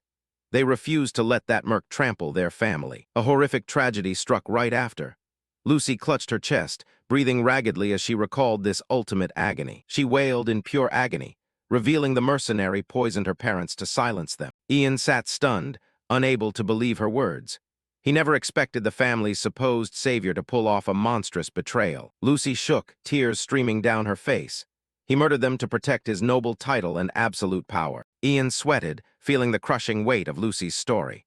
He realized he stood in the middle of a blood-drenched political war. The mercenary captain's despicable sneer sent shivers down Ian's spine. He silently cursed the lunatic as human trash obsessed with power. Lucy continued with a voice full of hatred, stating his sword skills meant nothing without her hand in marriage. He remained a peasant lacking the right to inherit the Talion fortune. Ian looked deep into Lucy's eyes, feeling her determination. She ran away with a servant, vowing to die rather than marry that devil. Lucy gripped her clothes, hands trembling at the bleak future. She knew her fiancé would relentlessly hunt her down to legally seize her assets. With tear-filled golden eyes, Lucy pleaded with Ian. She begged him to help her escape the mercenaries to find a safe haven. Ian pondered the heartbreaking story. Poisoning future in-laws to seize power proved beyond despicable and purely evil. An image flashed of the mercenary captain reaching for a tiny Lucy. She looked like pathetic prey about to be kidnapped by her family's trusted ally. Ian failed to comprehend the thought process of medieval power-hungry scumbags. Human lives and family bonds meant nothing compared to superficial titles. Lucy broke down sobbing, swearing on the Talion honor to reward him handsomely. Having nothing left to lose, she readied to trade anything for freedom. Ian scratched his cheek, bluntly asking why she chose a stranger. He asked if she feared he would betray her for the bounty. Lucy firmly stated her fiancé was a cheap bastard. He would only toss a few measly silver coins for her capture, never a massive sum. She swallowed hard, suppressing the surging emotion. Ian blanked out hearing Lucy offer him everything. A giant question mark popped up as he processed that concept. If Ian saved her, Lucy guaranteed she would hand over the prestigious Talion family to him. She screamed in desperation, her face flushed red from embarrassment and resolve. Her offer carried the crushing weight of an entire legacy. The two sat facing each other in the dimly lit cave. Ian saw her sincerity, but felt the massive burden behind the offer. A fleeting thought made Ian jump. He wondered if he had to marry this noble lady to lead an aristocratic family. Ian pictured a golden door and a red carpet. For a peasant's son, this offered a rare chance to flip his life and join the nobility. However, he questioned his chosen path. If he chased fame and fortune, what would happen to Mage Ian Meredith Raven, loyal apprentice of Grand Mage Meredith? A mirror image showed Ian in high-tier mage robes, exuding authority. He admitted living as a noble in this risky world wasn't a terrible option. Ian reconsidered his original goal. He asked himself if he should toss those temptations aside to focus on perfecting his magic. Snapping back to reality, Lucy sat quietly with bowed head, waiting for an answer. The cave shadows swallowed her, creating a melancholic vibe. Ian decided to help her shake off the pursuers for now. He would deal with the far-off noble titles later. Lucy looked up at Ian with a hopeful expression as he spoke. Ian crossed his arms, closed his eyes, and sighed. He explained mages aren't frontline fighters. She needed a swordsman over a spell slinger. Lucy's eyes welled with tears, her last shred of hope crushed. She had nowhere to go if Ian refused. Seeing her look so pathetic, Ian slowly stood up. He scratched his head awkwardly, but accepted the request. He agreed to escort her to safety for a handsome reward. Ian laid down his terms, reflected in Lucy's golden pupils. He firmly stated she must fend for herself afterward, refusing further responsibility. Lucy burst into loud sobs and covered her face. Ian panicked, sweating bullets over what he said to trigger that reaction. He reached out to comfort her but hesitated. He awkwardly asked if he misspoke while laying out a clear deal. Lucy grabbed Ian's hands and held them tight. Tears of joy streamed down Lucy's cheeks, radiating gratitude. She thanked him repeatedly for not abandoning her. Unable to hold back, Lucy threw herself at Ian, burying her face in his chest, sobbing uncontrollably. Relief washed over her finding someone to stand by her side. Ian froze from the hug, looking down at the trembling girl. He felt her crushing burden through her choked sobs. Under the warm cave light, Ian gently patted Lucy's shoulder. He knew he stepped into a massive mess, but it sparked a brand new chapter. The sky shone crystal clear, sunlight filtering through the canopy. Upbeat musical notes drifted through the air, signaling a chill vibe. Drake, also known as Longtail, lounged on a wooden bench in nature. It wore badass sunglasses, soaking up the sun like a beach tourist. Hearing a noise, Longtail lowered its shades, revealing a curious gaze. Ian, Raven, and Lucy stepped out of the cave. The giant dragon welcomed its buddy with a friendly tone. Ian smiled, asking how his dragon bro felt. Longtail enthusiastically waved its arms, living its best life after the crib renovation. Ian looked at the bright sky, deciding to head down the mountain. The merchant caravan likely suffered heavy anxiety waiting for them. Longtail nodded, thanking Ian for the 6 sunglasses. Ian humbly replied it wasn't a luxury item. The massive dragon laid flat on the ground. It invited them to hop on its back for a fast ride. Ian gave Longtail a friendly pat on the shoulder, showing zero fear toward this legendary creature. Standing back, Lucy's jaw hit the floor in shock. She couldn't believe a young mage tamed and chatted with a dragon like lifelong bros. Longtail let out a booming roar, jokingly calling Lucy Ian's girlfriend. The roar scared the noble girl, draining the color from her face. Ian frantically waved his hands, correcting Longtail. The dragon's random matchmaking made him awkward. Lucy stood frozen, her brain spinning with questions as she failed to understand their conversation. Seeing Lucy looking lost, Ian offered his hand to her. He flashed a reassuring smile, inviting her onto the dragon's back. Lucy timidly placed her hand in Ian's palm. After seating themselves securely on Longtail's back, Ian signaled they were good to go. The giant dragon stomped the ground and blasted off, leaving a massive cloud of dust. Elsewhere, a flock of forest birds scattered in the sunlight. Urgent shouts echoed, packed with panic. At the merchant caravan's campsite, tension skyrocketed. The cargo wagon sat abandoned in the woods. A mustached merchant shook like a leaf in terror.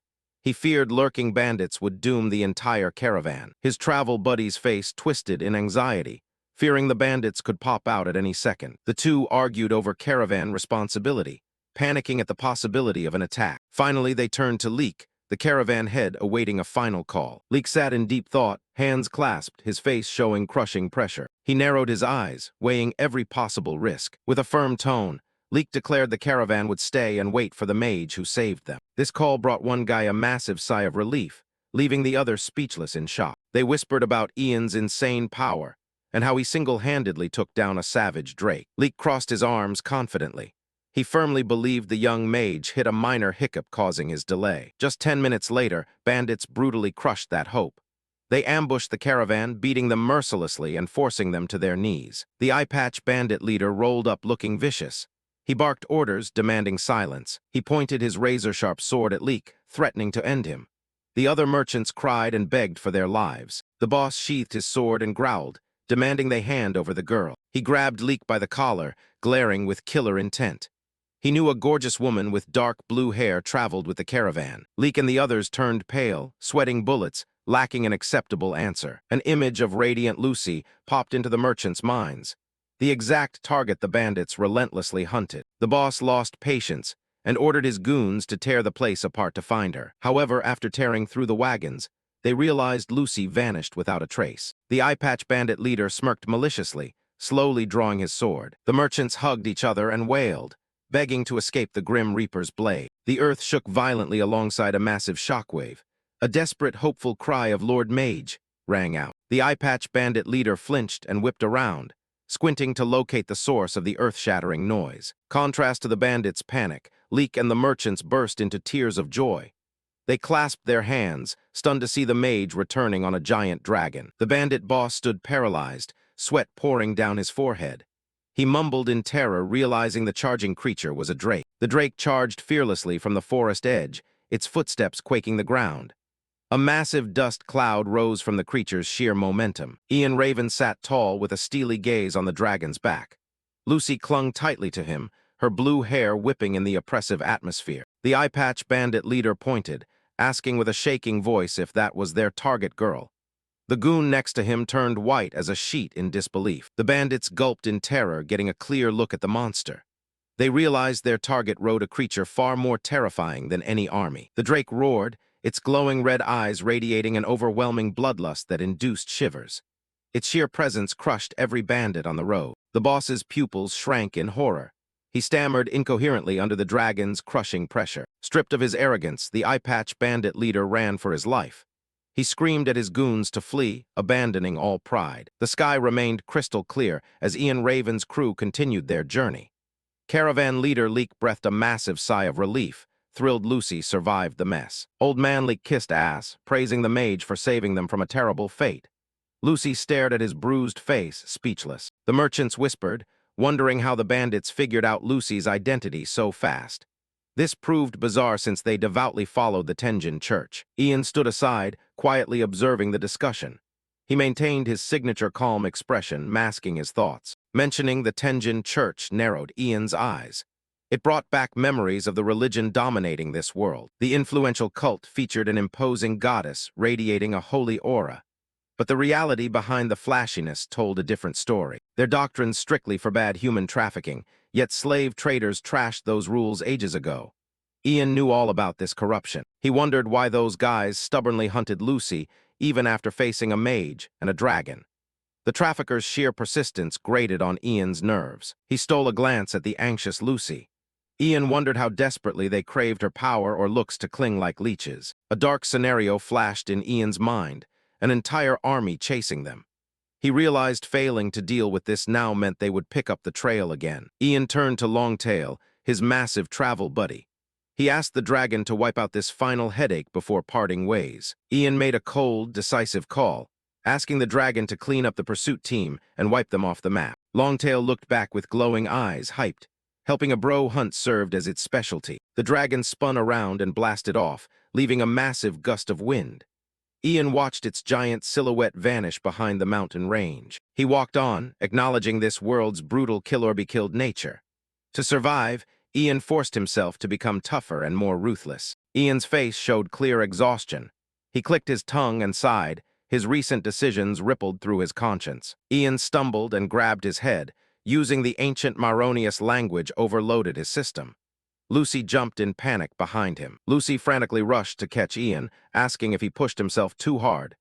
Ian gently waved his hand, insisting he felt fine. Lucy supported him, her skeptical look betraying her deep worry for his health. Old Man Leek watched from the back with sparkling, chaotic eyes. The old man stroked his chin, wearing a smug, textbook-nosy expression like he uncovered a massive secret. He teased them about looking cozy enough to date. Lucy turned beet red and screamed in denial, while Ian sweated bullets over this unhinged situation. The chaos settled and the group hopped back on the wagon. Ian leaned back, soaking in the rare moment of rest. Ian's eyes sharpened as he sensed a shift. He sat up, focusing his gaze on the empty space in front of him. A blue system notification popped up, confirming Longtail successfully eliminated 11 pursuers. Ian noted the system's convenience. Automatic reports saved him from checking corpses. He waved away the holographic screen. Ian, Lucy's voice made him jump and turn around. She possessed zero clue about the bloodbath behind them. Through telepathy, Longtail bragged about incinerating every bastard in the way. The image of the dragon breathing furious fire flashed in Ian's mind. Ian smiled and sent sincere thanks to Longtail. The dragon replied friendlily, declaring helping a bro its favorite activity. But all good things end. Longtail needed to head back, unable to stray far from its mountain range. The majestic peaks loomed ahead. Ian reminisced about drinking and shooting the breeze like true bros. A bizarre yet genuine friendship. The dragon let out a thunderous roar as a final goodbye. Ian felt bummed parting ways with this overpowered travel buddy. The two exchanged a look of mutual respect. Ian nodded farewell, silently thanking the dragon for everything. Before turning away, Longtail dropped one crucial tip. It asked if he wanted to know the secret of the phoenix. A pure white feather radiating tiny snowflakes materialized in Ian's mind. The Ice Phoenix, a promising new lead for his magical journey. A short while later, the crew set foot in Riverville, a bustling port city packed with ancient architecture. Ian stood with arms crossed, scanning the unfamiliar city. Longtail's words about the phoenix echoed in his head. Rumors placed an ice phoenix in the northern mountain ranges. Longtail suggested Ian check it out. The phoenix, a legendary, immortal bird. The image of a blazing firebird appeared, looking epic in the legends. The most famous variant, the fire phoenix, possessed bright plumage radiating scorching fire elemental power. But phoenixes weren't just fire. This world held ice, wind, and earth variants. Each possessed unique beauty and authority. These adaptable monsters shifted their physical forms based on their environment. Fascinating and mysterious creatures. Ian stood frozen, his eyes burning with pure ambition.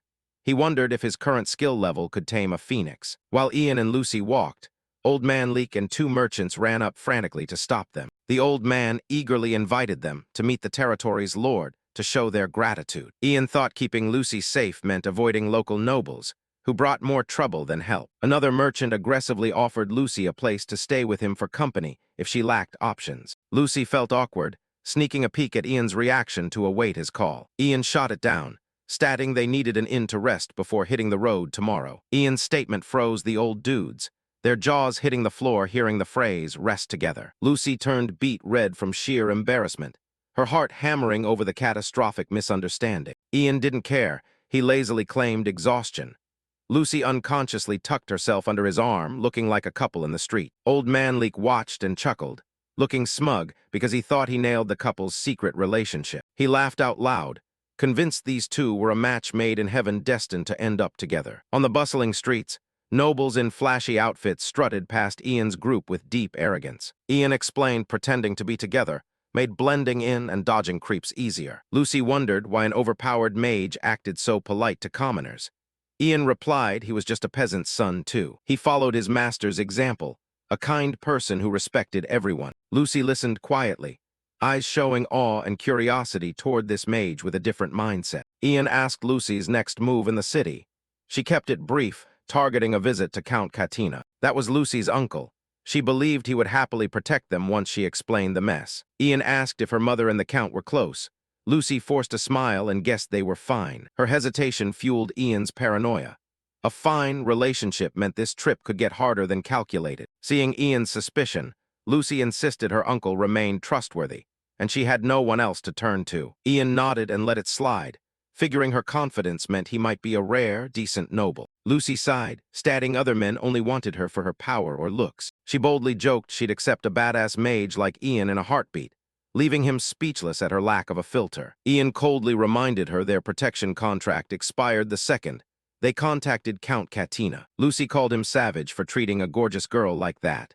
Ian casually replied, "It's not like there's a shortage of girls in this world." Ego bruised, Lucy snapped, her face storming over Ian's indifferent attitude. She called him a jerk and stormed off, only to notice Ian casually walking, ignoring her tantrum. The two stopped at an inn.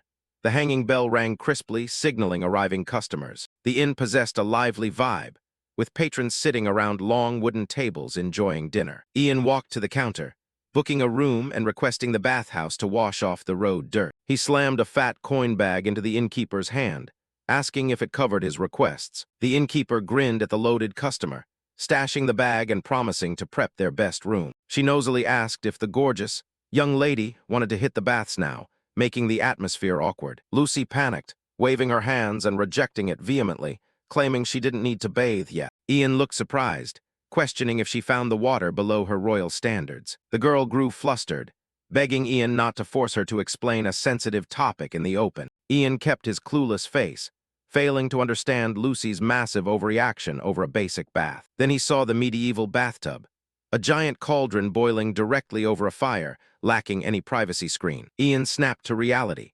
understanding why a refined, noble lady felt horrified by this exposed, zero-privacy bathtub. He quickly told the innkeeper to scrap that idea and prep one bath for him. Lucy breathed a massive sigh of relief, calming down after dodging a fully exposed bath. Inside the tavern, Lucy's stunning looks caught the attention of local scumbags. Men creeped on her with dirty looks, suffocating the air. Ian sensed the looming threat. His eyes turned ice cold as he glared at the creeps leering at Lucy. He quietly told Lucy to pull her hood up, but she threw a tantrum and demanded he call her Kathy. Ian lost patience, pulling the hood over her head and urging her to move faster with the room starring. Lucy grumbled, oblivious to her safety being threatened by the hungry eyes staring at her back. Behind them, thugs snickered with sleazy faces, locking onto their new target for the night. Night fell, swallowing the city. The area around the inn turned dead quiet, carrying an unsettling vibe. The two low-life thugs hadn't shut up about Lucy, hyping up the angelic beauty they just witnessed. The goatee thug smirked, deciding that since she rolled with a scrawny pretty boy like Ian, they formed an easy target. The crew huddled up to plot. They planned to kidnap her to satisfy their sick desires. With a sleazy grin, the goatee guy realized Ian's crew wouldn't stay long. They refused to let this chance slip. The thugs agreed to execute the kidnapping tonight. A massive threat knocked at the door while Ian and Lucy rested. The port city of Riverville looked bustling and majestic under the sunlight. Inside the castle, Baron Kaltz lounged on his throne, warning the new guest against causing trouble. Old Man Leek groveled on the floor, thanking the Baron while the guard stood watching with a serious face. Old Man Leek calculated. Kissing the Baron's ass correctly meant enjoying the castle's luxury longer. An idea sparked. He decided to inform the Baron about the overpowered mage traveling with him. Leek looked up submissively and hesitantly told Baron Kaltz he had a report. He cranked up his brown-nosing, claiming he broke a secret out of sheer respect for the Baron. Baron Kaltz chuckled, looking amused, and ordered the old man to speak. Leek spun the tale of his journey, where he ran into a mage. He reenacted the battle, swinging his arms to describe how the mage pulled off a god-tier move to save him. Hooking the Baron, Leek flashed a sly grin, claiming the real mind-blower was yet to come. He dropped the bombshell that the dragon-taming Grand Mage was crashing at an inn right in town. Baron Kaltz's face lost its color.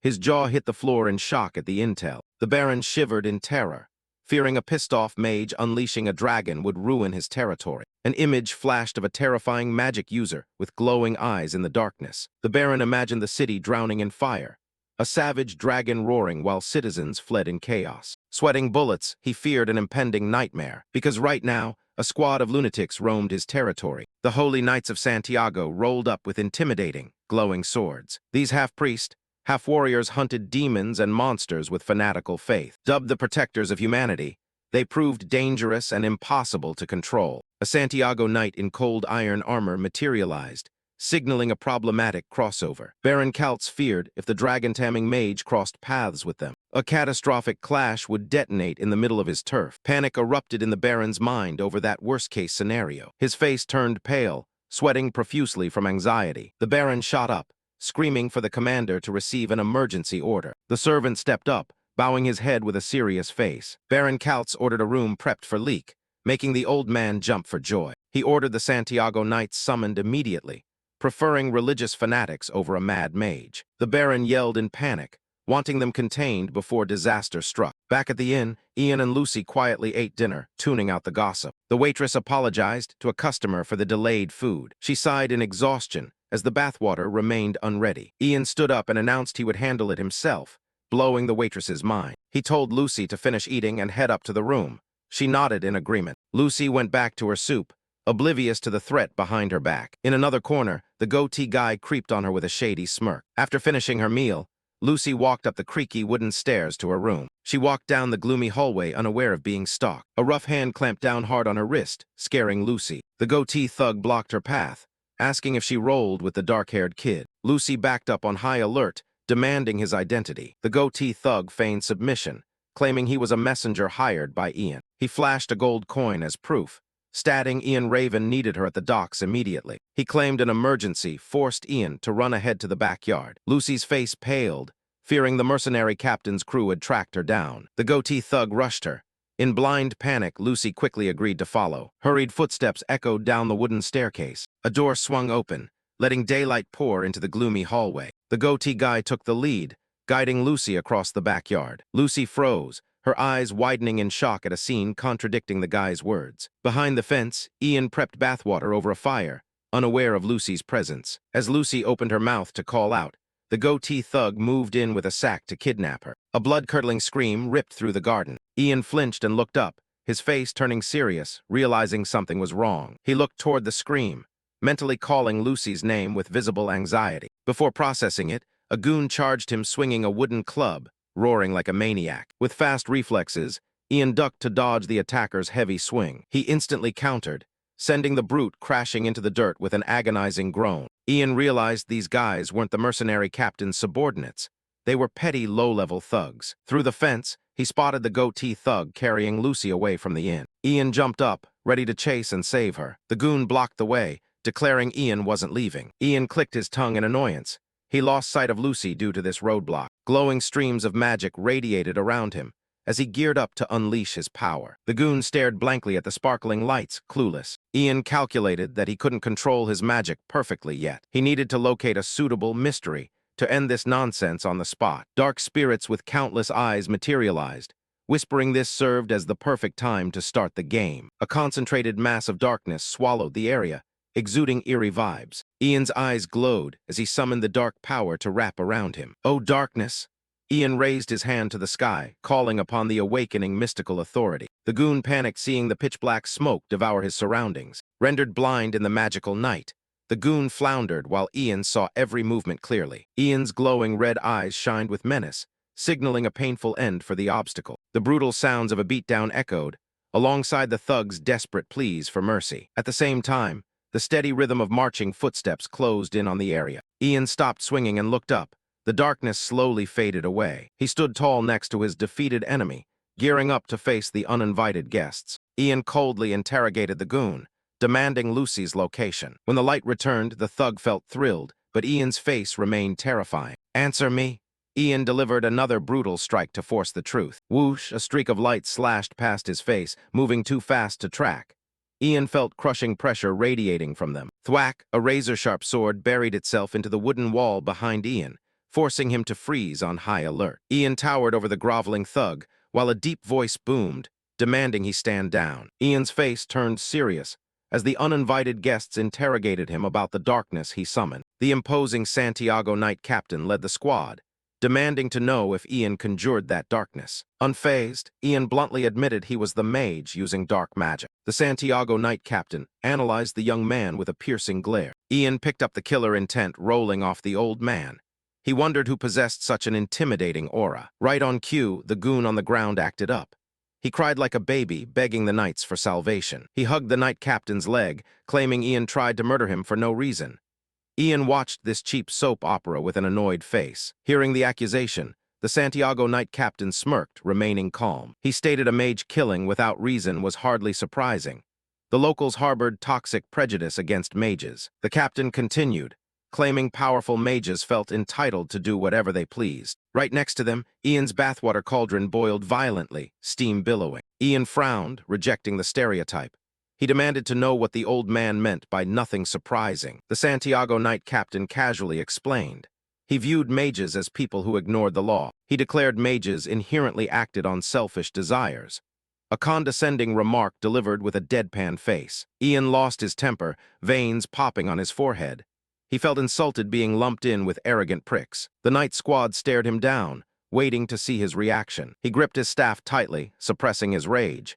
Ian hated having twisted views forced onto him. Unable to hold back, Ian yelled at them to cut the crap.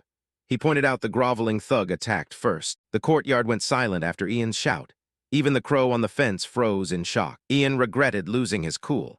He worried the old man drawing his sword would force a fight. Defying expectations, the Santiago Knight captain burst into hearty laughter. Ian's blunt reaction amused him. He nodded, stating unfiltered talk matched a skilled mage. In this world, a nasty attitude proved your talent. Another knight stepped up, arguing Ian shouldn't use evil dark magic regardless of the situation. Ian shot him a deadly glare. He found it hilarious they labeled his power evil based on looks. The knight preached that blinding people with darkness dodged the sun, the eye of heaven. He crossed his arms smugly, concluding hiding in the dark proved cowardly. A hardcore religious extremist take. Ian recognized their religious vocabulary.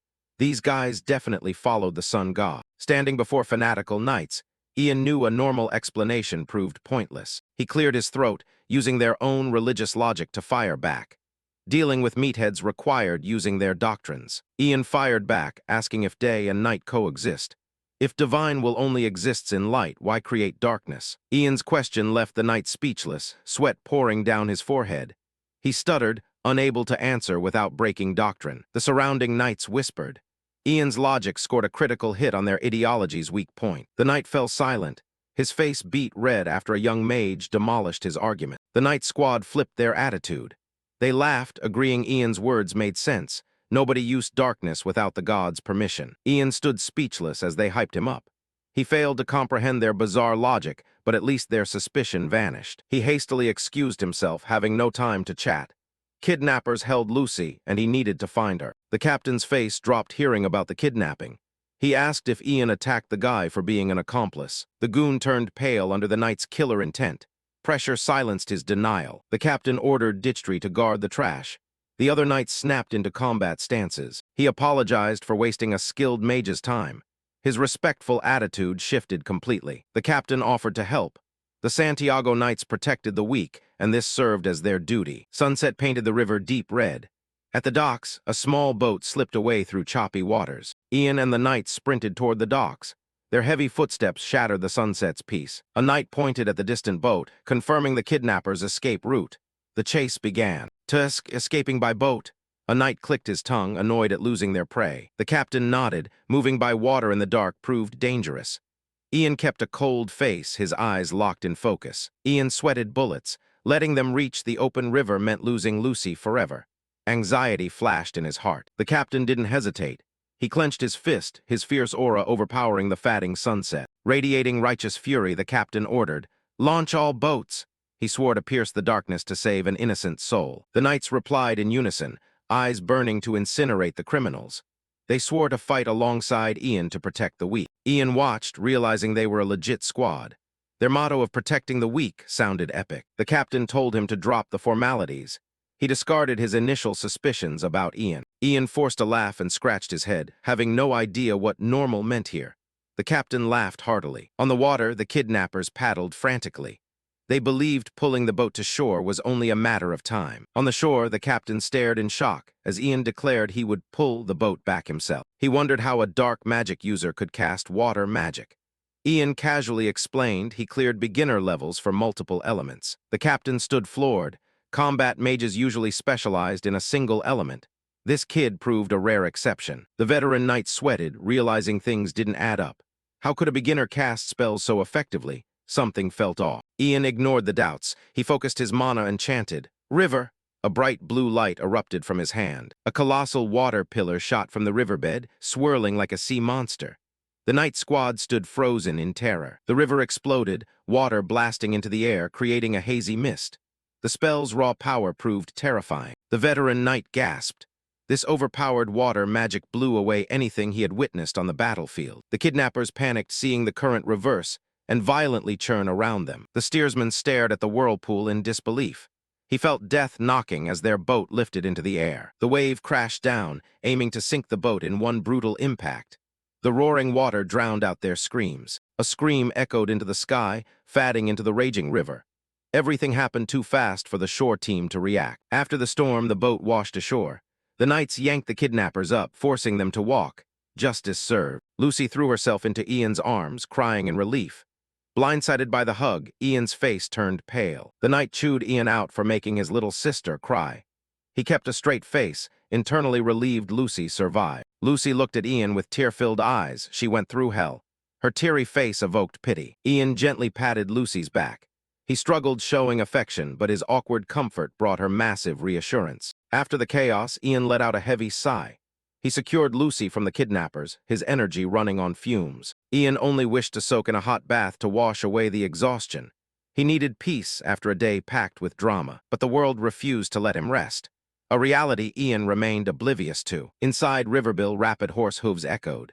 Soldiers screamed, "Emergency, clear the way!" A brand new crisis approached. Bernard Kaltz, eldest son of the Lord, led the cavalry, trailed by his knight Hansen. Bernard radiated arrogance. Ian's desired peace proved a luxury never allowed in this chaotic world. Seeing smoke billowing from the inn, Bernard and Hansen suspected a battle. They spurred their horses to investigate. Hansen stressed, wondering if the Lord's security concerns proved true. He frowned, looking anxious. Hansen found dragging along this clueless young master annoying. He grumbled under his breath while the horses sprinted. Hansen let out a drawn-out sigh. He loathed this mission and his master's arrogance. He looked exhausted. At the public bathhouse, a loud, chaotic vibe returned. Guys yelled, offering to scrub backs, creating a cursed scene. Ian sat squished inside a hot water cauldron, his face distorted as the mob enthusiastically offered to wash him. He rejected them in despair. Heavy footsteps approached the bathhouse.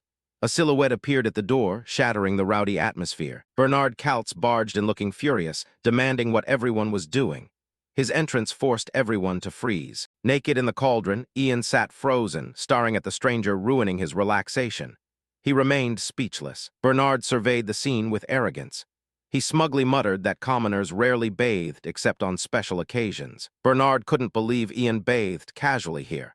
A stranger's presence demanded immediate investigation to maintain order. He bragged about his status, asserting his right to demand a full report on any shady business. Bernard's eyes flashed with smugness. He believed the Kaut's name forced everyone to bow and obey without question. Bernard screamed, demanding Ian explain everything. Knight Hansen looked awkward dealing with his master's aggressive attitude. The Santiago Knight captain arrived to defuse the situation. He bowed, asking Lord Bernard for permission to explain the incident. Still pissed, Bernard demanded to know why the village chief interfered. Hansen stood watching, concerned for the old man. Chief Leek explained the guy in the bathtub was a mage. Hearing the word, Bernard froze in shock. Stunned, Bernard flashed a shady grin at Ian. He formulated a twisted idea to test the mage's power using noble methods. Bernard puffed his chest, declaring himself the Kaut's heir. He pointed at Ian, ordering him to step out and properly greet him. Nobility practiced a bizarre tradition called provoking the mage. It served as a protocol to verify real magical authority. Nobles intentionally picked fights or made insane demands to anger mages. It tested the practitioner's willpower and hidden power. Tradition dictated a calm or yielding mage appeared weak, earning zero respect from the upper class. A mage who fired back with power gained respect as a legit powerhouse. Their fury proved the status of a true mage. Sitting in the warm cauldron, Ian recalled Lucy's stories about this unhinged tradition. He wondered if Bernard ran the provoking the mage script. Ian refused to roll over while chilling. He looked Bernard dead in the eye and dropped a short sentence. I refuse. Ian's rejection dumped ice water on Bernard's ego. He froze, jaw dropping in disbelief that someone defied the Kaut's heir. Rage exploded. Bernard screamed in peak fury seeing his family's authority challenged. He shook with rage at Ian's audacity. Bernard shrieked, demanding answers. Facing that aggression, Ian stayed chill, asking why he should follow his orders. Out of patience, Bernard ordered Hansen to drag the fraud out. Hansen looked conflicted, caught between his master and the dangerous young man. Ian judged the young master's acting skills for this provocation impressive. He decided to flex some power to shut it down. All right then, Ian muttered, his eyes turning razor-sharp. A freezing stream of mana radiated from him, instantly churning the bathwater. Magical pressure erupted, swallowing the bathhouse. Bernard and Hansen shivered as Ian glared with glowing, threatening eyes. Bernard stuttered, what the hell is this? Overwhelming power crushed the space, forcing him and Hansen to back up. Ian stood in the cauldron, raising his hand to command an invisible force. He chanted, rise up, kicking off a terrifying power flex. A massive gale ripped through, blowing away every item around the bathtub. The room shook under Ian's raw magical power. Seeing the situation spiral out of control, Hansen threw his hands up to surrender. He apologized for their rudeness, begging him to stop. The magical wind vanished after the apology. Items crashed to the ground, restoring peace after the violent threat. Ian smiled, satisfied the flex taught the obnoxious young master a lesson. He stretched, soaking up the warmth from the cauldron. Bernard Kautz suffered a mental breakdown. He slumped onto the floor crying, his arrogance vaporized. Seeing Bernard cry, Ian felt anxious. He thought, I'm screwed, wondering if making the Lord's son cry invited legal trouble. The morning sun shined on the majestic Kautz castle. Ian received an invitation to meet the town head to sort out the incident. Inside the luxurious guest room, light poured through massive windows. Baron Kautz waited to receive the young mage who terrified his son. Baron Kautz thanked Ian for accepting the invitation. He sincerely apologized for the mess his impulsive son caused at the bathhouse. Baron Kautz sighed apologetically. Ian played nice, admitting he went overboard in punishing the arrogant young master. The Baron asked why Ian showed up alone. Ian explained Lucy had stuff to handle and waited at the inn. Ian recalled Leek and the knight swearing to protect Lucy. That provided peace of mind to discuss business with the powerful lord. The crystal chandelier enhanced the majestic vibe. Baron Kaltz listened closely, showing the respect a true mage deserved. Baron Kaltz asked for Ian's master's name. Hearing Lady Aredes, the old man narrowed his eyes in deep thought. He mentioned rumors of the rising star of Dorwald. The Baron wondered if Aredes headed south to the Magic Academy, while Ian observed quietly. Ian confirmed his master's plans. Baron Kaltz grew serious, surprised she avoided magic-famous principalities like Pelkar or Roxrin. Ian grew curious seeing the Baron's serious expression. Baron Kaltz sighed, revealing the tense political climate sparked worries about upcoming disasters. Baron Kaltz dropped a bombshell about unrest in neighboring regions. The Principality of Palgar geared up to invade Roxrin. Ian listened thoughtfully. Does that mean a war is about to break out? An image of rival flags appeared on a blood-red background, signaling a chaotic era ahead. Baron Kaltz asked if Ian planned to head south like his master. He wanted to know Ian's next move to offer advice. Ian looked the Baron in the eye and gave a decisive answer. He headed east. He aimed to explore uncharted territories and hunt magical mysteries. Baron Kaltz nodded in understanding. He smiled, offering Ian a special gift as gratitude for helping the town. Ian looked surprised by the Lord's offer. He never expected a formal gift right after arriving. A massive wooden chest, intricately carved and reinforced with metal, sat on the table. Sparkling lights danced around it, elevating the mystery. Baron Kaltz urged Ian to open it. He believed the contents would prove useful for the mage's journey. Ian stepped closer, gently touching the lid with curiosity. He slowly cracked it open to receive the Baron's gift. Ian's eyes lit up, his pupils shrinking in shock at the contents. A mystical aura reflected in his eyes, proving this gift was no joke. Inside sat a curved wooden staff topped with a burning gem. Pale blue magical energy wrapped around it, giving it a badass aesthetic. Baron Kaltz explained this artifact once belonged to a legendary grand mage. Called Wind's Step, the staff packed massive magical authority. Ian grabbed the staff, feeling the raw power flow through his fingers.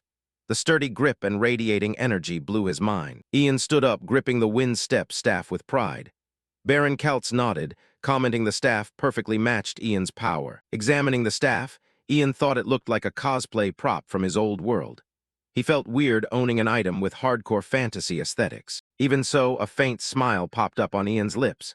Receiving a useful gift felt awesome and appreciated. Baron Kaltz smiled, stating this served as a sincere apology for his son's behavior. Ian politely thanked him and accepted the gesture. Outside the mansion, the sky remained clear, but an unexpected crisis approached. An unforeseen event threatened the meeting's peace. A desperate scream of "IAN" rang out. Birds scattered in the sky, sensing an incoming threat hitting the mansion. Ian jumped, spinning around at his name, screamed in panic. His face showed shock and high alert at the interruption. Lucy burst into the room terrified, grabbing Ian's arm. She screamed, "Things are really bad," making the atmosphere tense. Ian looked at Lucy, confused by her panic. Her frantic state proved an emergency demanded his immediate attention. "We need you," Lucy pleaded. The image of a caged black crow with glowing red eyes radiated an ominous aura. Ian froze seeing the caged creature. A pitch-black crow, at first glance nothing seemed special. The night captain explained a hunter caught it to cook. Luckily, Lucy stepped in to save it out of pity. Lucy excitedly pointed out the destiny. Ian's last name was Raven, and this bird was a crow, a match made in heaven. While Lucy fantasized about destiny, Ian stared at the crow with deep skepticism. She wouldn't let it go, her eyes sparkling as she asked if he felt this was fate. Ian sighed, apologizing for Lucy's scene. He casually told the guys to cook the crow, shocking Lucy. He firmly stated he was the mage here, so she needed to drop the nonsense. The two turned to walk away. The knight thanked Ian. He readied to feast on the crow for lunch with his squad. An agonizing voice echoed next to Ian's ear. The crow screamed and begged him to save its life. Ian jumped, stopped, and whipped around. He demanded the knight hold off on cooking it, leaving everyone confused. Ian stared down the crow, demanding to know what it was.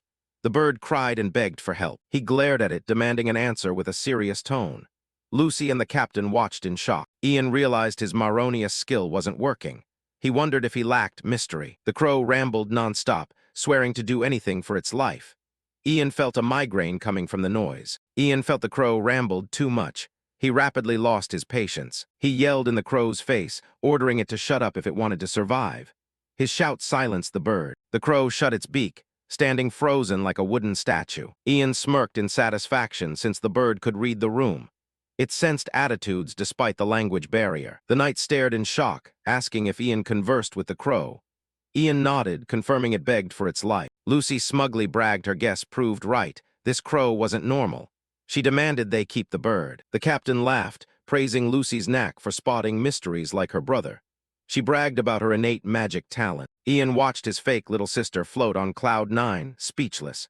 He knew her ego inflated at any compliment. He applied first aid to the bird's busted wing.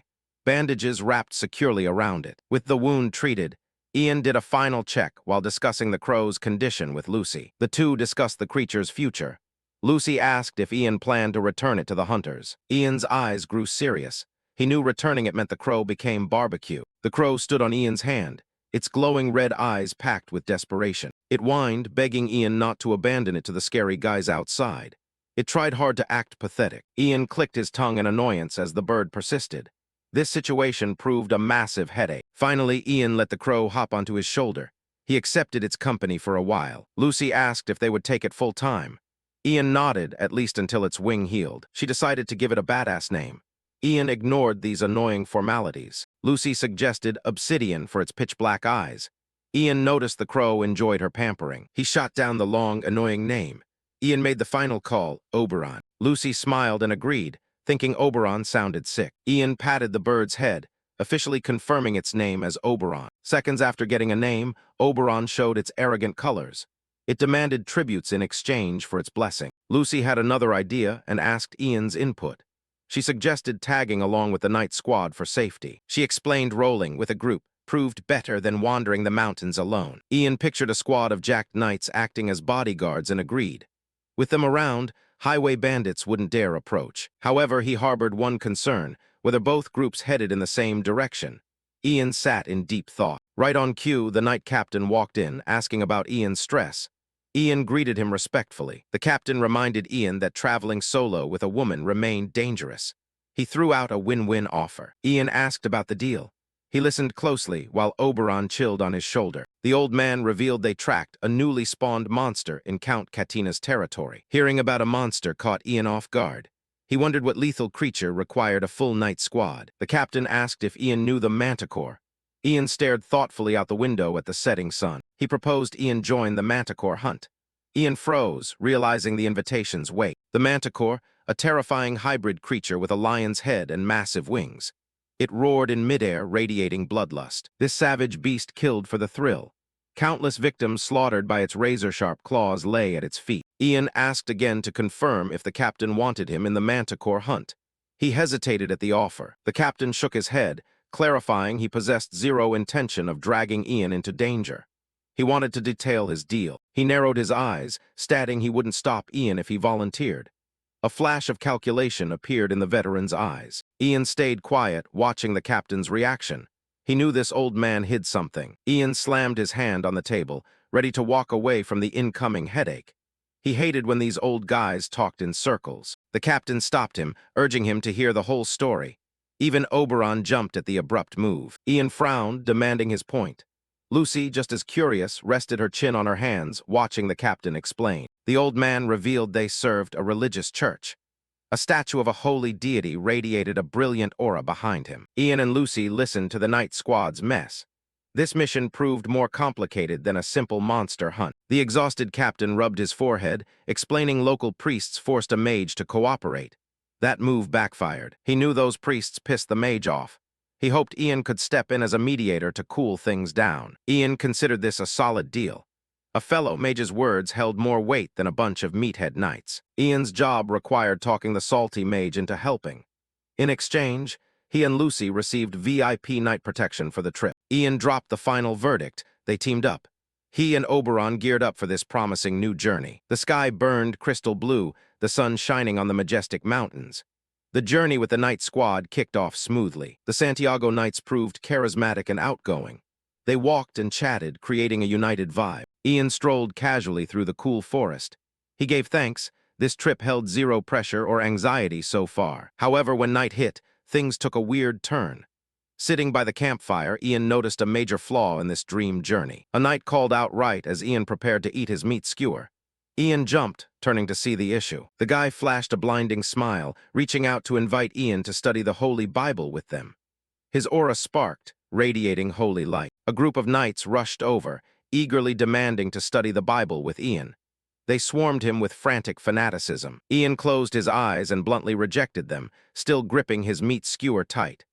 The knights groaned in disappointment, asking why he refused to join the squad. Ian chewed his meat, silently regretting his praise for the peaceful trip this morning. He never expected these knights to be such hardcore religious fanatics, aggressively pushing their doctrines nonstop. The captain walked over, looking genuinely bummed that Ian lacked hype for their religion. Ian casually asked what he was so upset about. The old man laughed, claiming if Ian could hear the voice of God, he would 100% become an insanely talented cleric. In the church, clerics operate as mages who command the mysteries of faith. Ian glanced at the captain with a deadpan face. He silently repeated the phrase, voice of God, with heavy sarcasm in his head. He wondered if he could actually converse with a god to ask why he was transmigrated here and about that bizarre status window. The dead silent night sky only made his thoughts grow hazier. Across the campfire, a knight intently read his thick holy Bible, immersed in its teachings. Ian asked to borrow the Bible to study it himself.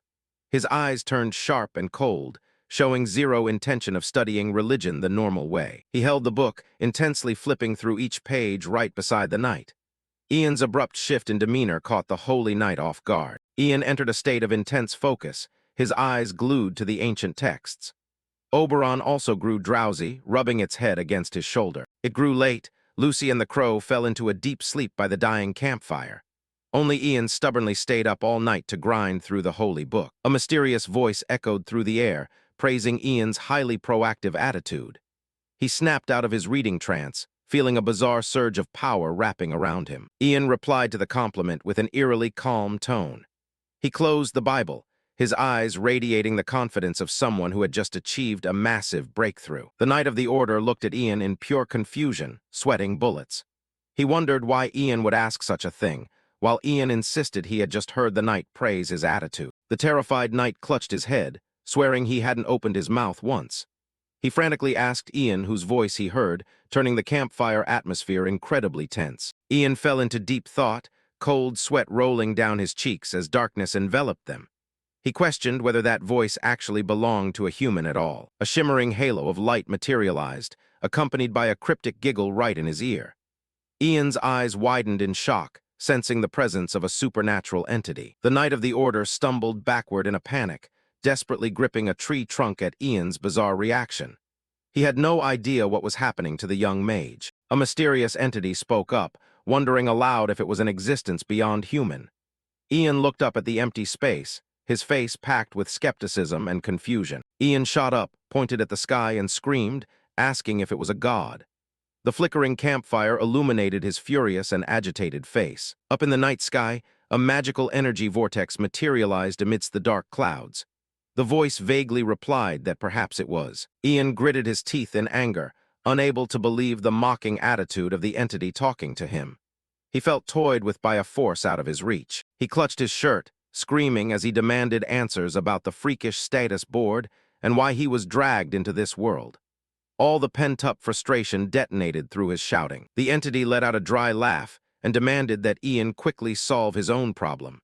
This only pissed Ian off more, and he roared for a proper explanation about his messed-up fate. A blinding blue light swallowed Ian, blurring out everything else in the forest. He stood frozen amidst the dazzling aura, feeling a surging torrent of power. The light faded, leaving behind a silent night sky with clouds drifting lazily under the moonlight. The area grew so dead silent that only the crackling fire could be heard. Ian stood frozen like a statue next to the dying embers. The Knight of the Order cautiously approached with a worried look, asking about his weird behavior. Ian's face darkened upon realizing the entity had vanished without a single explanation. He muttered blankly about being ditched mid-conversation by that so-called god. A green vein popped on Ian's forehead, showing his rage had peaked. He ground his teeth, his eyes spitting fire at being blatantly messed with. Ian lost his SSS-T, jumping up and screaming into the endless void, demanding the god return. The Knight of the Order wrestled him down and held him tight to stop the young mage from doing anything stupid. The camp fell into chaos from Ian's midnight outrage. While the knights tried to calm him down, Lucy sat quietly, watching with a worried and confused expression. Ever since that night, Ian buried his head in the Bible with terrifying, borderline insane focus. His eyes burned with pure determination, keeping anyone from daring to bother him. He read non-stop like a fanatic, ignoring the curious stares from Lucy and the knights.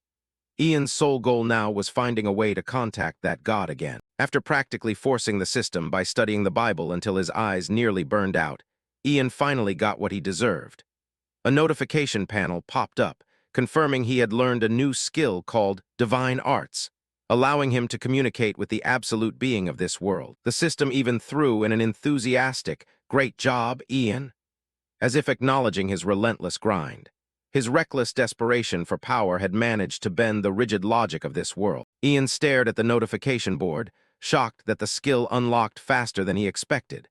Even Oberon the crow looked dumbfounded by its master's crazy progression speed. But this new skill came with seriously annoying messages from the system. It kept nagging Ian to pay attention and try learning more about this entity called God. Flowery words praising the beautiful, holy, and graceful God poured out, making Ian roll his eyes at the cringe. The system tried way too hard to hype up the ruler of this world with the flashiest titles possible. Ian stood speechless, deeply suspicious if the bastard who mocked him was actually this highly esteemed god. He gripped the book tightly, realizing this system was just as much of a headache as those preachy knights. The image of that entity acting like an author, mocking his suffering, flashed back into Ian's mind. The bastard tossed him into this world and watched from afar like enjoying a cheap comedy show. The feeling of being manipulated like a puppet on a string made Ian incredibly frustrated and pissed off. He felt like nothing more than a toy meant for the amusement of self-proclaimed divine beings. Ian screamed furiously into the dead of night to release the simmering rage. The more he thought about it, the more he hated the bastard who brought him here without a single damn explanation. As much as he wanted to interrogate that guy face to face, Ian realized his current, divine arts skill level remained way too low. It lacked the power to open a real conversation with the Supreme Being. Letting out a heavy sigh, Ian told himself rushing things now would ruin everything. He regained his composure, his eyes turning sharp as he prepared for the next steps. He understood the only way to level up was diving deeper into the unsolved mysteries of this world. Ian resolved to hoard enough points to confront that god and demand justice. Looking at Lucy and the knights sleeping soundly by the fire, Ian mapped out his path to conquest. He needed to get stronger and gather massive points to upgrade his skills. The night sky, blazing with stars, witnessed the young mage's inner resolve. The divine arts skill served as his sole key to uncovering the truth behind this twisted fate. A few days later, the group continued their journey through dense forests toward Count Katina's territory. However, their peace shattered when an unexpected incident ambushed them on the road. An ambush broke out, forcing the church's knights to draw their swords and engage. Razor-sharp blades sliced through the air, perfectly halting the unknown attacker's charge. The knight squad proved they weren't just good at preaching. Their combat skills proved genuinely terrifying. Every slash landed precisely and packed immense power, leaving the enemy zero chance to near the carriage. The most mind-blowing display came from Captain Elder, soloing the enemy right in the middle of their encirclement. His movements radiated the overwhelming experience of a veteran warrior surviving countless battles. The last enemy collapsed under the old General Elder's overwhelming might. The battle ended in a flash, leaving behind a chaotic battlefield, yet the convoy remained unharmed. The captain turned around to ask if the young mage ran into any trouble during the chaos. Despite just slaughtering enemies, his face maintained an eerie calmness and a strangely gentle smile. Ian smiled brightly and waved his hands, assuring him he was fine, while Lucy trembled slightly from what she witnessed. Looking at the corpses scattered everywhere, Ian thought to himself that with these knights around, he wouldn't need to lift a finger. They wiped out the highwaymen in the blink of an eye. Lucy worriedly asked if Sir Elder suffered injuries after that intense display. Ian stepped up, expressing sheer admiration for the convoy leader's incredible combat skills. Sir Elder let out a hearty laugh, confidently stating that even though old, he easily handles these small fry bandits. His laugh eased the heavy tension left after the skirmish. Ian curiously asked about his past, Having heard rumors the captain used to be an infamous mercenary, Sir Elder admitted he fought all over and built up quite a massive reputation in his youth. A flash of pride crossed his eyes when mentioning his glorious days. He explained using the alias Elder, avoided unnecessary trouble tied to his real name. Too many fame-hungry fools wanted to challenge him to make a name for themselves, which got incredibly annoying. Ian fell into deep thought, wondering just how massive this man's actual reputation was for him to hide so thoroughly. He realized he was traveling with a genuine heavyweight who wiped out enemies with a single blade. After cleaning up the aftermath, Sir Elder loudly announced the team's glorious victory. He raised his sword high, declaring the Santiago Church's power and protection over this land. The knights cheered in unison, their morale skyrocketing after the swift victory. They celebrated with blazing enthusiasm, shaking off the long march's exhaustion. A knight approached the captain, reporting they reached the crossroads where the journey drastically changed. This marked the splitting point between the safe route and a land crawling with danger. The east led to the Count's castle, where Lucy needed to go, while the west held the gloomy forest hiding the manticore monster. The group halted to figure out the best route for their mission. Sir Elder pointed toward the ancient forest, confirming it led to the mage, Manny Campbell's residence. Ian looked in that direction, mentally preparing himself for the encounter with this famously difficult witch. The old general urged Ian to hit the road quickly to finish the job before dark. He refused to waste time because rumors painted the forest ahead as insanely weird. Ian called out to Lucy, telling her to stop when he saw she prepared to split off and go alone. Lucy froze, her eyes showing a hint of hesitation as she prepared to say goodbye to her travel companion. He suggested she stick with him to meet the mage before heading to Count Katina's place, just to be safe. However, Lucy refused, deciding to take the eastern road alone to reach her relatives sooner. Ian couldn't hide his worry, asking if she would be okay walking through this desolate forest alone. He treated Lucy like a little sister needing protection throughout the journey. Lucy flashed a bright smile, insisting she wasn't a kid anymore and her uncle's house stood very close. She waved goodbye to Ian with her usual overflowing confidence and optimism. "See you later, Ian." Lucy left a cheerful farewell before quickly turning down the other path. Ian stood in silence, watching her until she disappeared from sight, secretly hoping she would remain safe on the rest of her journey. He felt empty now that just he and the squad of knights remained. Ian told himself to quickly wrap up this manticore business to catch up and protect Lucy. He felt uneasy letting that girl wander freely in a world infested with monsters. Sir Elder asked curiously why Ian's little sister took off on her own. Ian nonchalantly replied she went ahead for personal business, and he would catch up right after finishing up here. Sir Elder and Ian continued walking down the dirt path deep into the dense, ancient forest.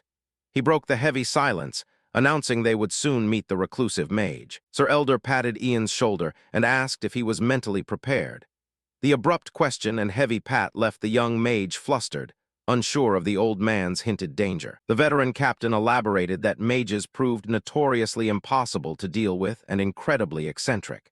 To make things worse, the church accidentally offended this specific one, making the negotiation mission a massive headache. Ian wore a speechless look, wondering why he had to clean up the church's mess.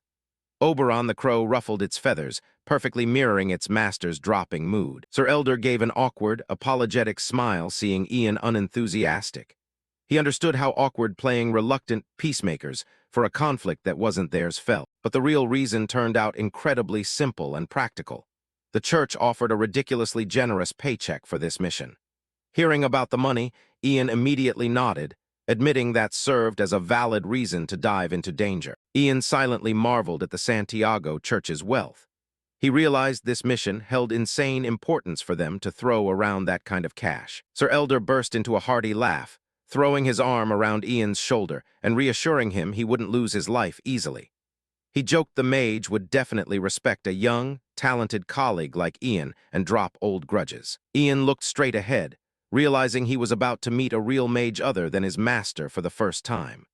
Curiosity and caution mixed regarding the power and personality of the person they were about to meet. Before their eyes appeared a rundown wooden cabin hidden deep within the gloomy forest, engulfed in weird green smoke leaking from the inside.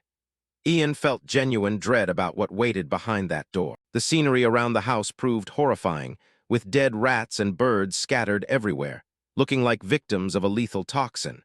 An eerie, maniacal cackle echoed out, making the atmosphere scary as hell. Inside the cabin, the herb mage Manny Campbell busily worked over a massive cauldron billowing with smoke. She muttered in pure satisfaction, seeing her signature brew bubbling exactly as planned. A knight of the church stood there, trying to keep a serious face while negotiating with this freakish mage. He demanded Manny lend her magical power to hunt down and slaughter the area's terrorizing manticore. However, the request carried coercion, as he reminded her this village remained under the church's jurisdiction. The soldier's fierce glare made it clear they stood ready to use force if she refused. Faced with the threat, Manny Campbell flashed a sinister, toothless grin, her withered face scrunching up with bizarre wrinkles. The armored men standing before her failed to intimidate her. The old witch vigorously stirred her cauldron, throwing out a twisted condition. To get her help, they had to eat her freshly cooked dish with a massive smile. The thick green smoke rising from the pot sent shivers down anyone's spine. That is, of course, if you're confident enough not to run away the second you get a whiff of this sweet aroma. Manny Campbell continued her sarcastic taunting. The bubbling pot released a stench definitely not meant for human consumption. She let out a roaring laugh, waving her hand to invite the brave knights of the church to taste her delicacy. Ian stopped in front of the weird wooden cabin deep in the woods, softly muttering "plant mage" with immense curiosity. As they walked, Santiago explained to Ian that Manny Campbell stood as an extremely renowned plant mage. Not only did she control flora, but she held infamy for concocting lethal poisons from toxic plants. Santiago hoped to secure the strongest poison available for their upcoming manticore hunt. Moving closer, the soldiers tightly covered their noses against the overpowering stench reeking from the bright green smoke wrapping around the cabin. Ian realized something seriously wrong existed with this suffocatingly thick air. The group stopped at the front door. The billowing green smoke tried to swallow them whole. Manny Campbell appeared with a delighted cackle, stating she had waited for the warriors of Santiago for quite a while. Santiago covered his nose and softly called out the witch's name with a highly guarded expression. Manny chuckled mischievously, ecstatic to see everyone finally arrive. She brought out a pot of her special chicken soup, inviting the group to enjoy the feast she worked so hard to prepare. Inside the wooden cabin, garlic and herbs hung everywhere, blending with the smoke rising from the soup pot. Two soldiers picked up their bowls of soup, their faces distorting. The stench surpassed what a normal human could endure. Santiago complained she didn't need this method to show off her power. Manny laughed, saying this represented the absolute essence of her self-cultivated produce. She threw in an ultimatum. If they refused to eat, they could pack their bags and get the hell out. Santiago stayed silent, grimacing hard. One soldier mustered his courage, holding his breath as he brought the spoonful of soup to his mouth. His face instantly turned pale, and he clapped his hand over his mouth, looking ready to vomit his guts out. He collapsed onto the table, gagging nonstop. Manny stood watching, wondering if she overdid it this time. Manny froze, seeing Ian enthusiastically eating the soup like the best thing ever. The kid blew on it to cool it down before slurping it loudly. She couldn't believe her eyes. A freak actually existed who casually ate a soup reeking of garlic and herbs with sheer delight. Ian kept happily gnawing on the chicken leg and slurping the soup. He acted as if he never tasted anything so delicious in his life. Manny stood beside him, stuttering as she asked if he felt okay. Ian looked up cluelessly, not understanding why she would even ask that. He looked up with a flushed face full of pure bliss, loudly declaring the dish absolutely fantastic. Manny Campbell stood dumbfounded. The only thought left in her head was, this is entirely impossible. Ian added a compliment about the unique garlic flavor in the soup, making the witch dizzy with shock. Saying so, he scooped up a massive whole clove of garlic and popped it into his mouth, chewing it with ultimate satisfaction. Everyone in the room stood with jaws dropped, horrified by the teenager's warped taste buds. Manny lunged forward, grabbed Ian's shoulders, and screamed for him to stop. Ian sat looking oblivious, his hands refusing to let go of the soup bowl. The witch exclaimed she worked in this business for 40 years and never saw any bastard as crazy as him. Ian's sweat dropped, feeling awkward. The witch switched to a dead serious tone, demanding to know the kid's name. He calmly introduced himself as Ian Meredith Raven. Hearing the name Meredith, Manny looked shell-shocked. She trembled, her eyes showing clear terror, acting as if she just saw a walking legend. Manny stuttered, asking if he was the disciple of the infamous fire mage, Lady Aredes. The entire room's atmosphere plummeted at this massive revelation. As night fell, the atmosphere grew significantly lighter. Manny quickly apologized for her incredibly rude behavior earlier. As an apology, she brought out a lavish feast of steak and beer, telling Ian to eat his fill. Ian mumbled between bites that the chicken soup from earlier was already really good, so switching the menu wasn't necessary. Once seated, Manny dug into their true motive. "Are you guys hunting the manticore?" Santiago nodded, confirming it. Manny's expression turned dead serious, warning them this trip wouldn't be anywhere near as easy as they thought. Manny explained Count Katina previously hired tons of hunters to wipe out that bat-winged, lion-headed freak, but every single one got slaughtered. Santiago firmly stated he prepared mentally for that. Manny turned to him, asking if he ever caught a manticore with his own hands before. Santiago replied with a grim tone, admitting he caught a few back in his youth. Manny pivoted, throwing a razor-sharp glare at Ian and asking, "What about you?"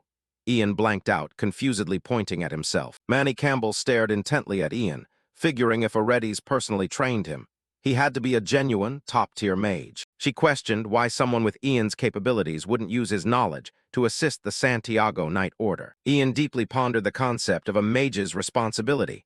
The witch brought up. He recalled old teachings, that a time comes when a mage must intervene in human lives, whether they want to or not. The image of Lady Aredes flashed in Ian's mind with her gentle smile, reminding him to never take those precious moments lightly. Ian wanted zero part in hunting this savage manticore, but feared nasty rumors spreading if he refused. That was the Mage Circle, a highly powerful organization dedicated to overseeing arcane arts to ensure proper usage. Once he got a bad rep in the industry, Ian couldn't face his master again, and he definitely couldn't ask other mages for favors later. Thinking about that, the kid's eyes filled with unmatched determination, ready to face the trial ahead. Looking at the Knight Squad staring at him with hope, Ian let out a soft sigh, telling himself this was unavoidable. "I'll join you guys," Ian boldly declared, making Santiago and his crew breathe a massive sigh of relief. The very next day, the Knight Squad pushed deep into the gloomy ancient forest, where absolute darkness and a bone-chilling aura suffocated every path.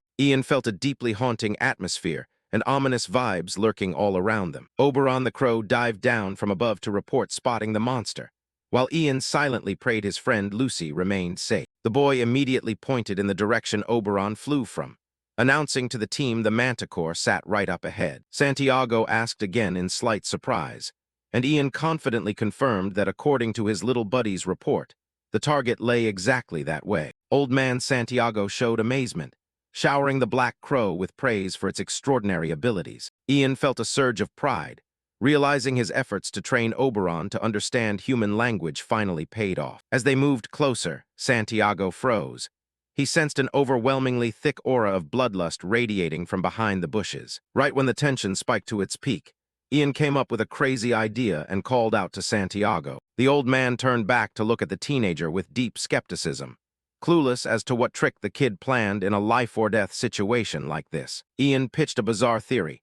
If the manticore possessed high intelligence like the rumors claim, then could he use his persuasion skills to make it leave voluntarily without spilling any blood? Hearing this, Santiago rubbed his chin in thought, half believing and half doubting the kid's wildly risky peace plan. Manny, standing nearby, yelled at him, firmly stating a crazed beast like that would never listen to anyone. Manny chewed Ian out for his delusional thinking.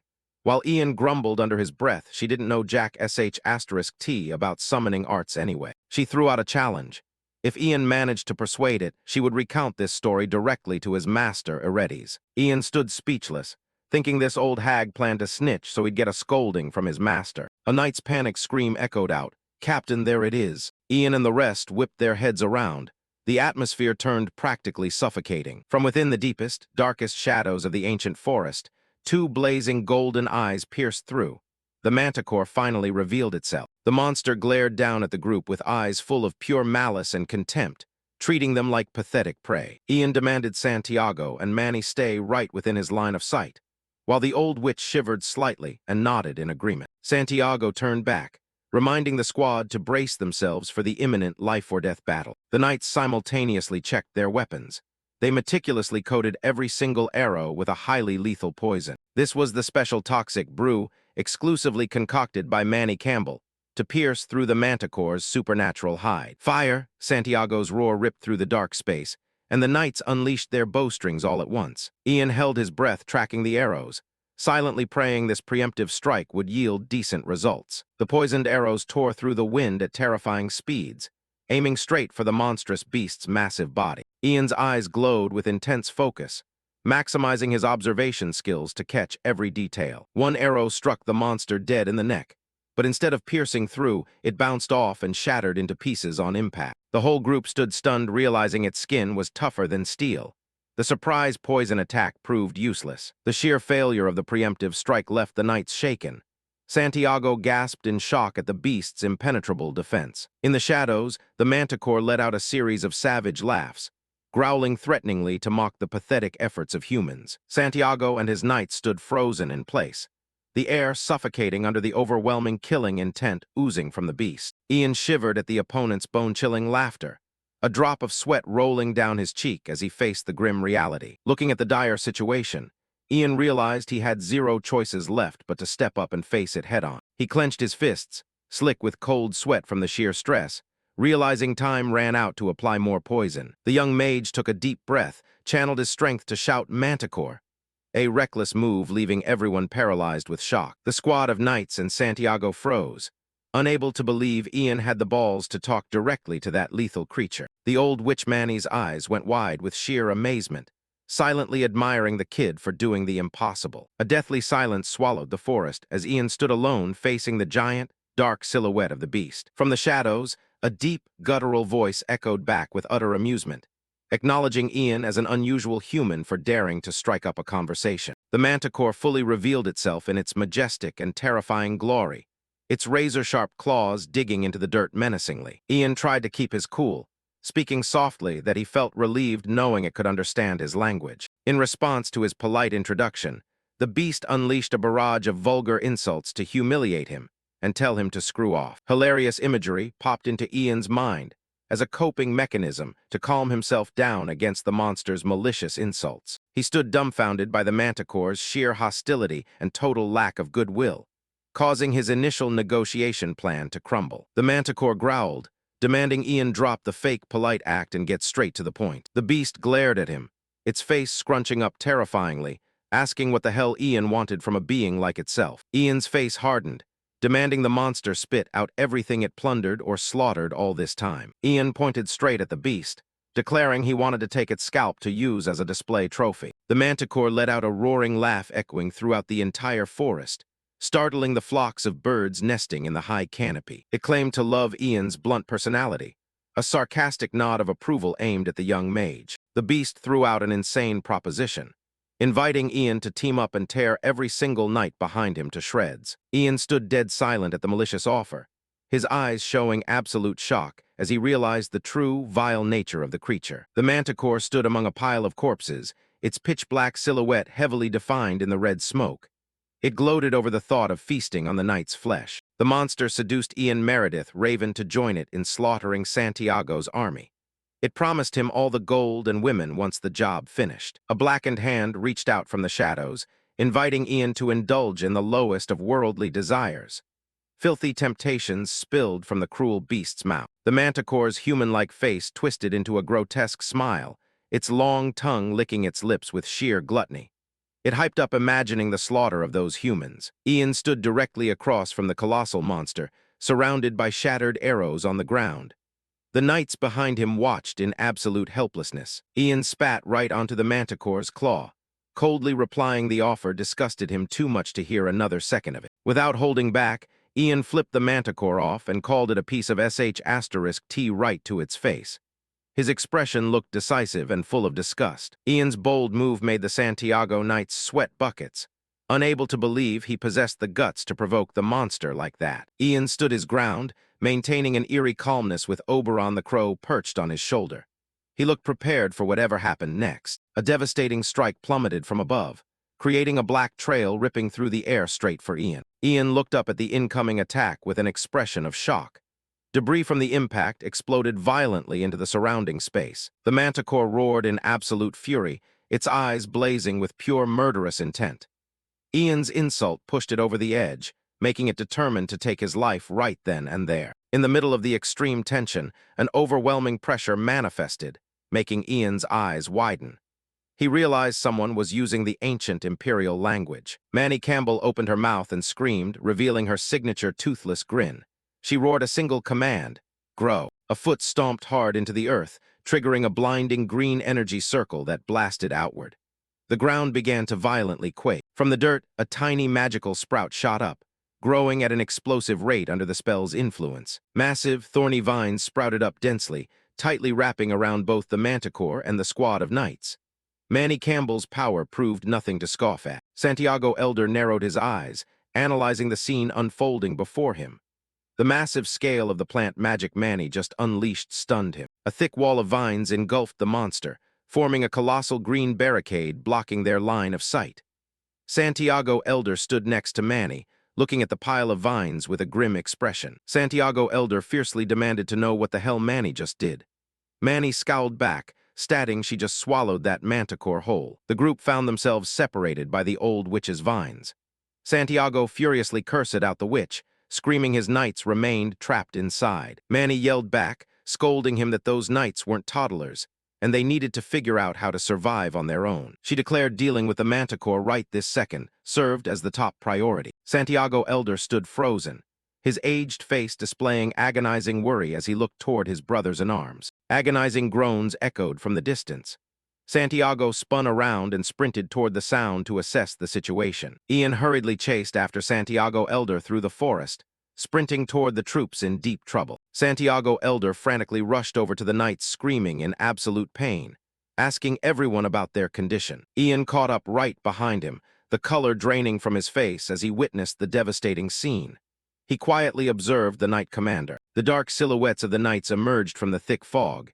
Someone spoke up, saying they survived, but something far worse happened. Ian's eyes went wide, his pupils shrinking in pure shock at what he looked at. Diatrich lay motionless on the ground, blood soaking through the white bandages wrapped around his body.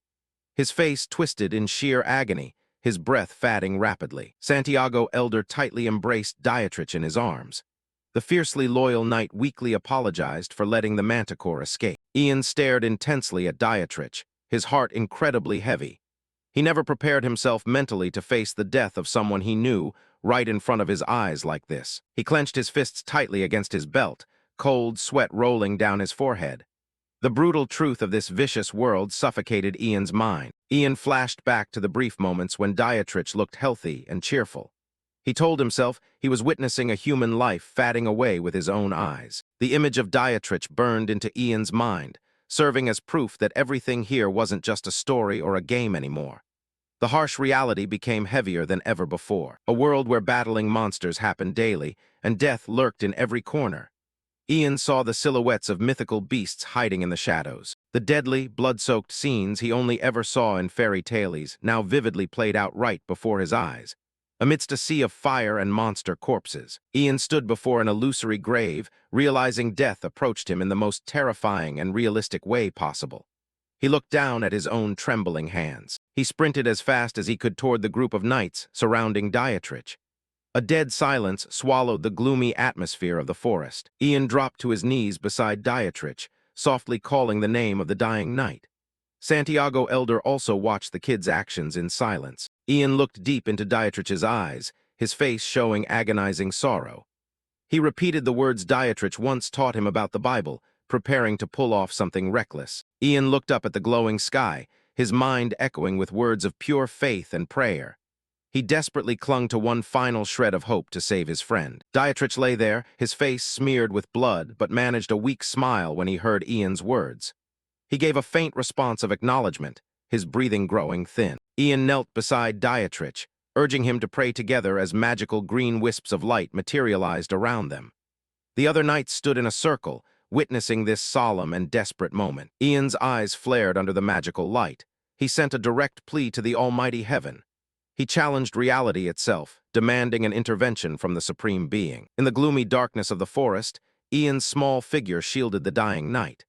He interrogated the supreme being, demanding it act for its most loyal die-hard fan, Diatrich. A blinding green light erupted from behind Ian, as if a magical portal forcefully ripped open. A voice echoed in his mind, confirming heaven stood right here. Ian tightly grabbed Diatrich's heavily bandaged hands, while green lightning danced wildly around them.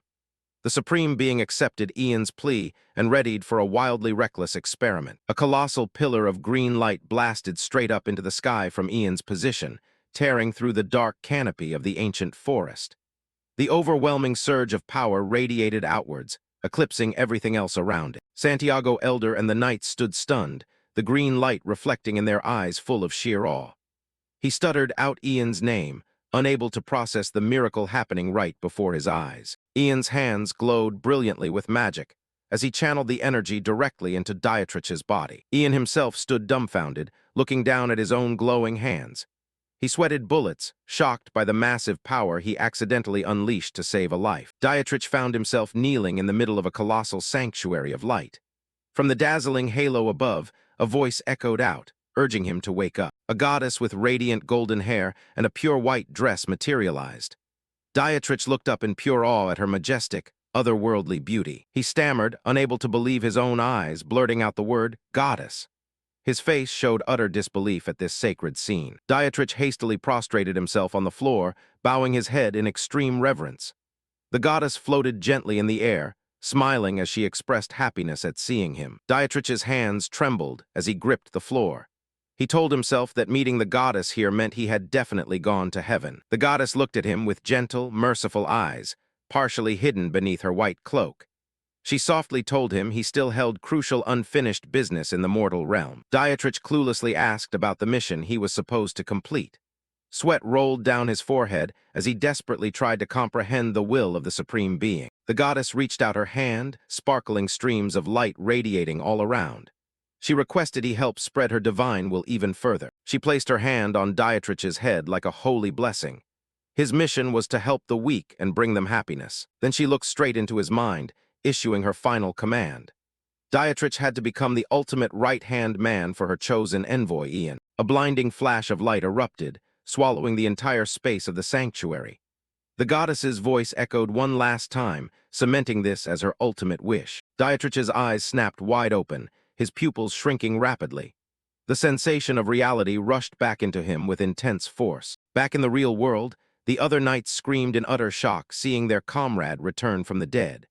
Santiago Elder and another soldier couldn't hide the astonishment plastered on their faces. Dietrich sat upright in the middle of the bloody bandages and dried gore, his mind hazy. He looked around, desperately trying to get a grip on where the hell he was. A silhouette strolled over to where he sat. The light footsteps crunched softly against the forest grass. Ian appeared with a smirk, holding his staff. He casually asked Dietrich what returning from the dead felt like. The moment he saw Ian, Dietrich lunged forward and grabbed his shirt tightly, tears streaming down his face. Ian panicked, trying to shove this overly emotional freak away. With an expression of borderline fanatical reverence, Dietrich asked if Ian saved him under the direct orders of the Supreme Being. He felt convinced he just met Heaven's envoy. Ian scratched his head awkwardly, having zero idea how to explain this to the religious fanatic. He gave a wry smile, internally praying the guy would tone it down. In reality, Ian knew he just used holy magic temporarily borrowed from the church's system. The sparkling green wisps floating around them were just the leftover residue of that power. He remembered the exact moment he negotiated to save this knight's life. Even if it wasn't exactly what Dietrich thought, the end result remained the same. Ian nodded, accepting the title just to make Dietrich believe it even more. He claimed the goddess instructed him to save him because he still had a lot of work to do. The image of the smiling goddess flashed in Dietrich's mind, perfectly matching what Ian just said. He froze, feeling an electric jolt run straight down his spine. The sheer shock hit its peak, morphing Dietrich's face into a hilarious, exaggerated expression. He screamed in pure ecstasy, realizing he actually carried a divine mandate on his shoulders. Dietrich fell to his knees at Ian's feet, respectfully addressing him as the envoy of the goddess. Ian stood there, smiling smugly, pleased he had randomly gained a fiercely loyal disciple. The group of knights stood in the distance, watching the scene in disbelief. They assumed Dietrich suffered massive hallucinations after almost dying. A wider shot showed the entire squad regrouping in the middle of the forest. Santiago and Manny stood from afar, silently observing the exchange between Ian and Dietrich. Manny put her hands on her hips, looking at the knights who now burned with fighting spirit, and clicked her tongue. She couldn't fathom how these guys went from nearly dead to fully pumped up in seconds. Santiago let out a massive laugh, asking the squad if they stood ready to resume the manticore hunt. The knights roared in unison, thrusting their fists into the sky with absolute resolve. Ian turned to Salvador, telling him he would send Oberon ahead to scout. The black crow flapped its wings and took off from its master's arm, ready for the mission. Salvador asked with slight concern if the little crow faced danger. Ian casually replied, no, while Oberon did a lap high above the dense forest canopy. The old knight tilted his head, deeply curious about Ian's absolute confidence. He still hadn't grasped the true extent of this young mage's capabilities. Ian's eyes turned razor-sharp when he thought about their upcoming target. The blurry silhouette of the vicious manticore materialized behind him. He firmly stated this monster wasn't an average small fry. To Ian, this mission had to be resolved permanently by blasting it to pieces. Over at a nearby village, terrified screams echoed out.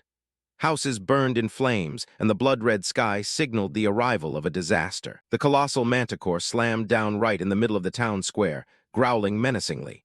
Underneath its feet, civilians ran around in pure, chaotic despair. Two men frantically sprinted away from the beast's lethal claws, their faces drained of color as death closed in on them. A scrawny hand desperately tried to grab onto someone else in the chaos.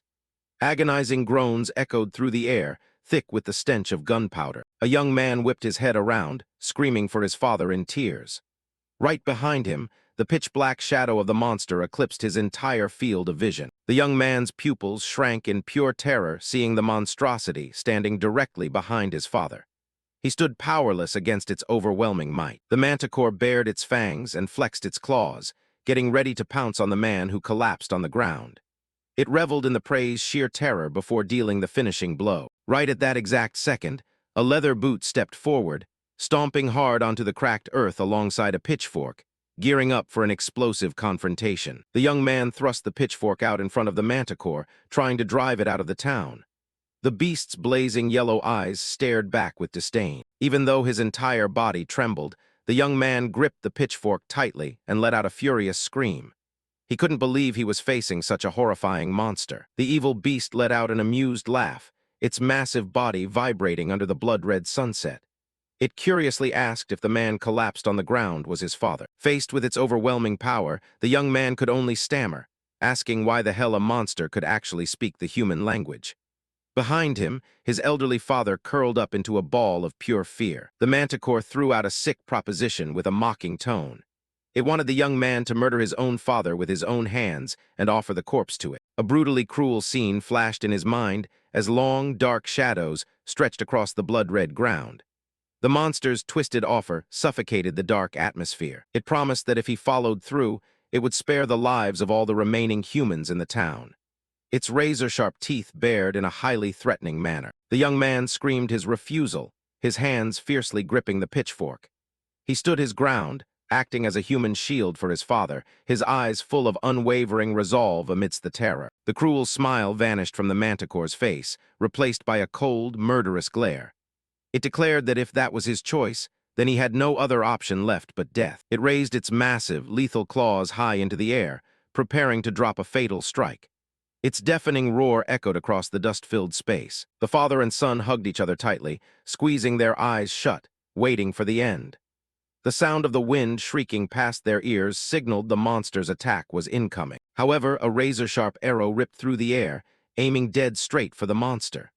The manticore found itself caught off guard by the stranger's interference. Thwack, black blood exploded everywhere as the arrow buried itself deep into the beast's eye. The massively powerful strike forced it to flinch and stumble back for a split second. An old knight clad in fortified armor charged out from the smoke and dust, his face radiating pure, unyielding resolve. It was none other than Santiago, the leader of the Knight Order. A massive explosion rocked the entire area right in front of the beast. It unleashed a ferocious, blood-curdling roar of pure rage. Santiago fully revealed himself in front of the beast. He stood tall and unyielding in the center, ready to go toe-to-toe with the monster. The young man looked up at his savior's back with an infinite sense of relief. Standing right in front of them were the incredibly sturdy legs of a knight acting as their absolute shield. Santiago drew his sword, commanding the entire squad to gear up and enter the fray. His face showed absolute determination to slaughter the monster and protect this land. The heavy, synchronized stomping of iron-clad warriors echoed loudly against the cracked earth. They quickly formed an encirclement, backing the beast into a total dead end. The manticore roared like a maniac, realizing it stood surrounded by the humans it always looked down upon. It geared up to unleash its full power to shatter their formation. It shrieked in fury, asking if these pathetic humans really wanted to die that badly. The fur around its neck stood entirely on end, radiating pure killing intent. Standing casually next to the beast, Ian Meredith Raven observed the monster struggling with the arrow lodged in its face. He threw out a sarcastic remark at the desperate enemy. His eyes looked cold, like he already held the outcome of this battle in the palm of his hand. He deduced that any further resistance from the monster proved pointless now. The manticore lost its sh*T at the young mage's overwhelming arrogance. It roared at the top of its lungs, demanding Ian shut his damn mouth immediately. Ian let out a smug smirk, leaning on his staff casually in the middle of the battlefield. He treated those threats as nothing more than the pathetic screaming of a loser. Pushing its rage to the limit, the manticore lunged straight at Ian with horrifying speed. It swore to rip this cocky mage into 100 pieces to wash away the humiliation. It closed the distance with massive, rapid strides, kicking up a trail of dust behind it. The gap between it and Ian's group shrank at an insane rate. Ian stood still, the smirk on his face refusing to fade.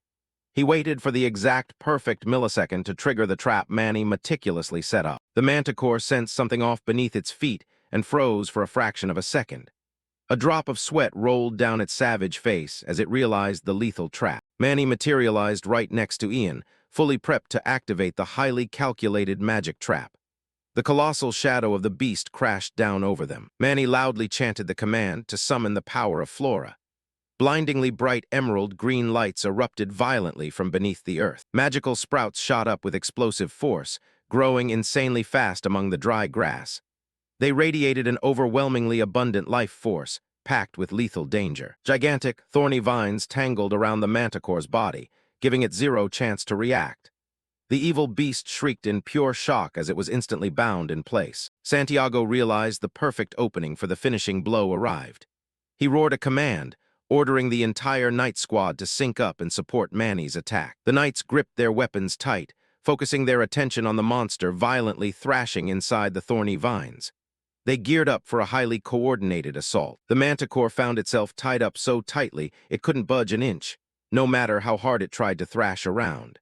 The knight's explosive gourds rained heavily down onto its massive body. It roared and hissed like a maniac, accusing the humans of using cowardly, underhanded tricks to win.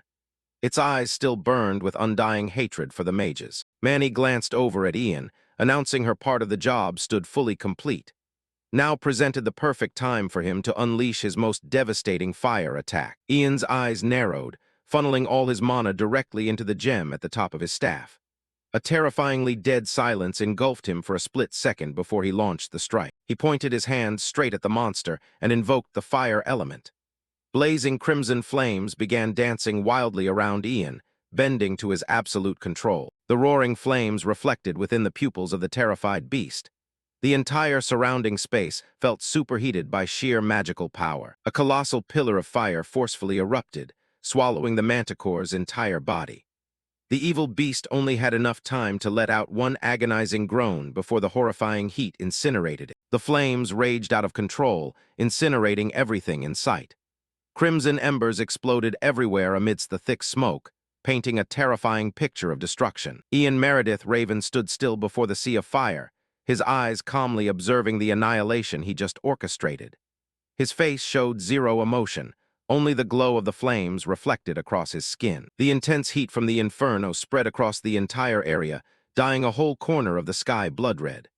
Tiny sparks danced against the dark night sky, marking the end of a brutal war. The peaceful town scenery under a clear blue sky offered a stark contrast to the grueling battle it just endured. The villagers gathered in huge numbers to express their massive gratitude to the Night Order. While Santiago and Manny soaked up the appreciation, Ian stood isolated in a corner, deep in thought. Santiago smiled with satisfaction at the villagers' high praise. In the back, Ian remained silent, looking out of place in the middle of this hyped-up atmosphere. Seeing its master left out, Oberon the crow on his shoulder started cawing teasingly. Ian grew pissed off and told it to shut its beak immediately. Ian told himself the villagers probably feared him. After all, he just used fire magic to incinerate that savage manticore right in front of their faces. A villager slowly approached Ian from behind. He flinched slightly, having no idea what they wanted with a terrifying guy like him. The young man and his father bowed their heads deeply to thank the young mage. Their attitude proved respectful and genuine, catching Ian a bit off guard. Ian felt awkward. he gave a brief response, saying he didn't do it to get thanked. Even though he said that, their grateful eyes made him feel weird. Santiago turned around and called Ian's name, pulling him out of his thoughts. He walked over with a gentle smile, helping the kid blend in more with the crowd. Santiago praised Ian for doing a fantastic job. The young mage frantically explained he just strictly followed Manny's instructions and nothing more. Ian panicked, practically begging everyone to lift their heads and stop bowing to him like that. He seriously disliked being treated like some sort of massive savior. Salvador looked at Ian, thinking deeply to himself. Finding someone with such insane power who managed to stay this humble proved rare. He firmly believed a guy like Ian was destined to become a massive figure in the future. Meanwhile, Ian sweated bullets over the crowd's overwhelming attention. The heavy, synchronized stomping of soldiers echoed out, signaling another group of people approaching. A squad of heavily armored, shiny knights from the castle tracked them down. They demanded to know who had taken down that savage manticore. This knight squad introduced themselves as direct subordinates of Katina Castle. Santiago listened to their introduction with calmness. Ian felt surprised when the castle was mentioned.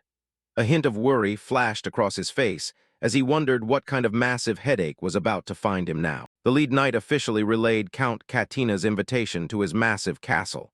In the distance, Katina Castle stood tall and majestic under the bright sun. At the castle, a wildly extravagant welcome banquet had been prepared under the dazzling chandeliers. The banquet table was loaded with the most lavish dishes imaginable to welcome the brave warriors. The Count went all out praising their massive achievements for daring to protect the villagers in the name of heaven. Count Katina let out a hearty laugh, raising his glass of red wine. He felt hyped about the Night Order's souls that always leaned towards justice. Santiago smiled and replied very humbly that it wasn't that big of a deal. The Count expressed massive regret that highly talented people like them weren't actually his own subordinates. The castle's knights standing nearby just stayed silent, observing.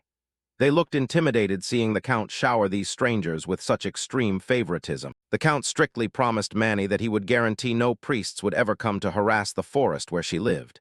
Hearing that, Manny looked extremely smug, flashing a huge grin and agreeing immediately. The Count's gaze shifted onto Ian. He mentioned hearing high praise about this young mage from his very own niece. While everyone else was busy mingling and acting polite, Ian was fully committed to battling a massive chicken leg. Oberon the Crow spoke up, reminding its master that the Count literally called his name. Ian kept happily stuffing his face with meat, ignoring everything around him. Ian flinched, asking what was that, when he noticed everyone staring at him. Count Katina froze, sweating buckets. He didn't expect the hero to have such a shameless eating attitude. Ian hastily swallowed the meat, staring blankly straight at the Count as if he had zero clue what was going on. He casually apologized, explaining the food was just way too good so he missed what the guy was saying. Oberon was left speechless by its master's insane level of cluelessness. Count Katina forced an awkward laugh to brush it off. He brought up the topic again, mentioning he had heard all about how well Ian took care of his niece. A massive wooden chest was brought out and thrown wide open in front of Ian. A blindingly bright golden light exploded out, forcing him to squint hard because it was so insanely bright. Inside the chest sat an ultra-rare golden magic scroll.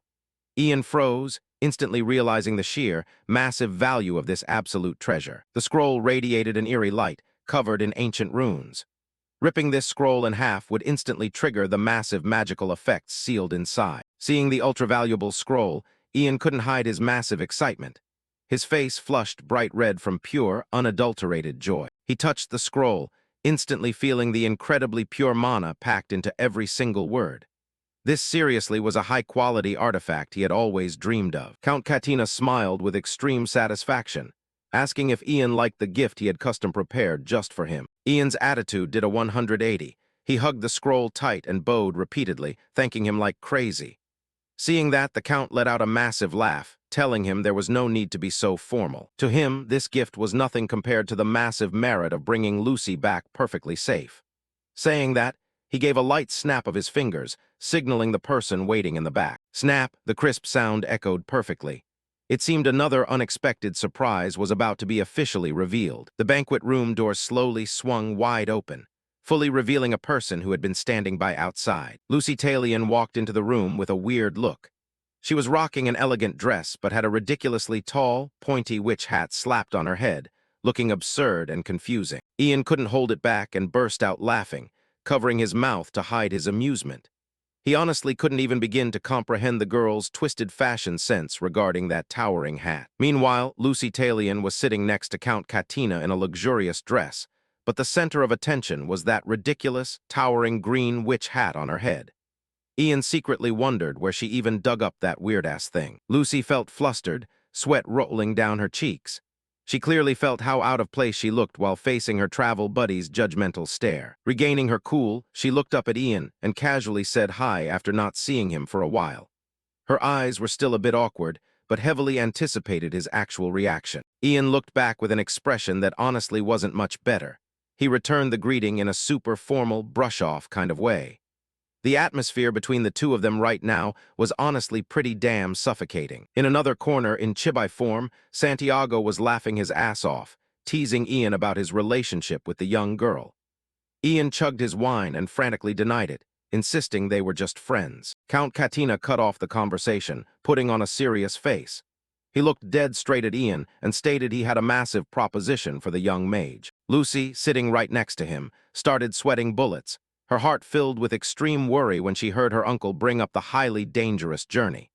The Count kept explaining that this trip was strictly about getting revenge for his very own niece. With a rock-solid expression of determination, Count Katina practically begged to borrow Ian's insane power for the upcoming journey.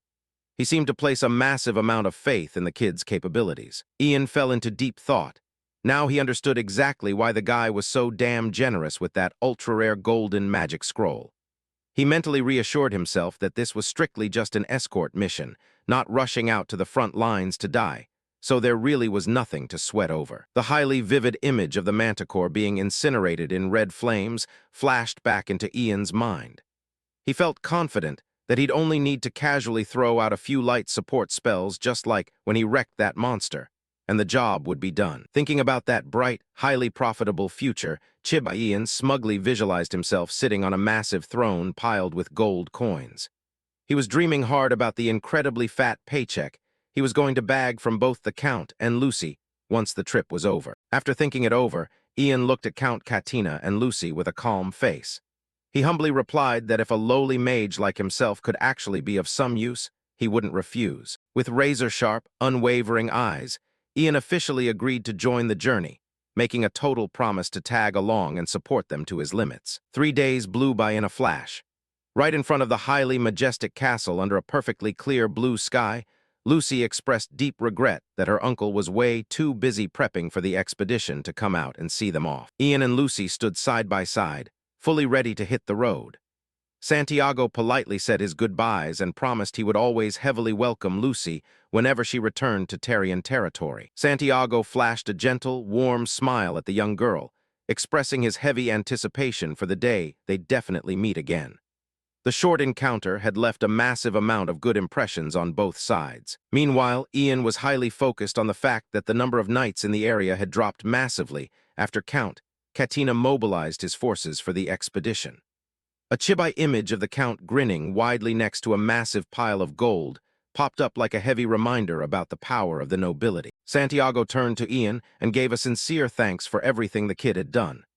Ian replied super politely, fully acknowledging the old knight's massive support the entire time. Santiago threw out an invitation for Ian to visit Trifar Island whenever he had some free time. He promised to show the kid some highly mystical secrets that a mage like him would find insanely interesting. Hearing that weird name, Ian couldn't help but look lost, wondering where the hell Trifar Island actually was that made it sound so incredibly mystical. Santiago elaborated that it was literally a floating island hovering right over a coral sea. He guaranteed that if Ian just mentioned he was looking for Salvador, everyone there would welcome him warmly. Ian was curious and asked if Salvador was actually his actual name. The old knight just smiled, deciding it was officially time to drop his highly true identity on the kid. With a majestic, overwhelmingly intimidating presence, he proudly announced that his true name was none other than Salvador of the highly legendary Orcus family. Lucy froze, her bright golden eyes fully blown wide open in total shock.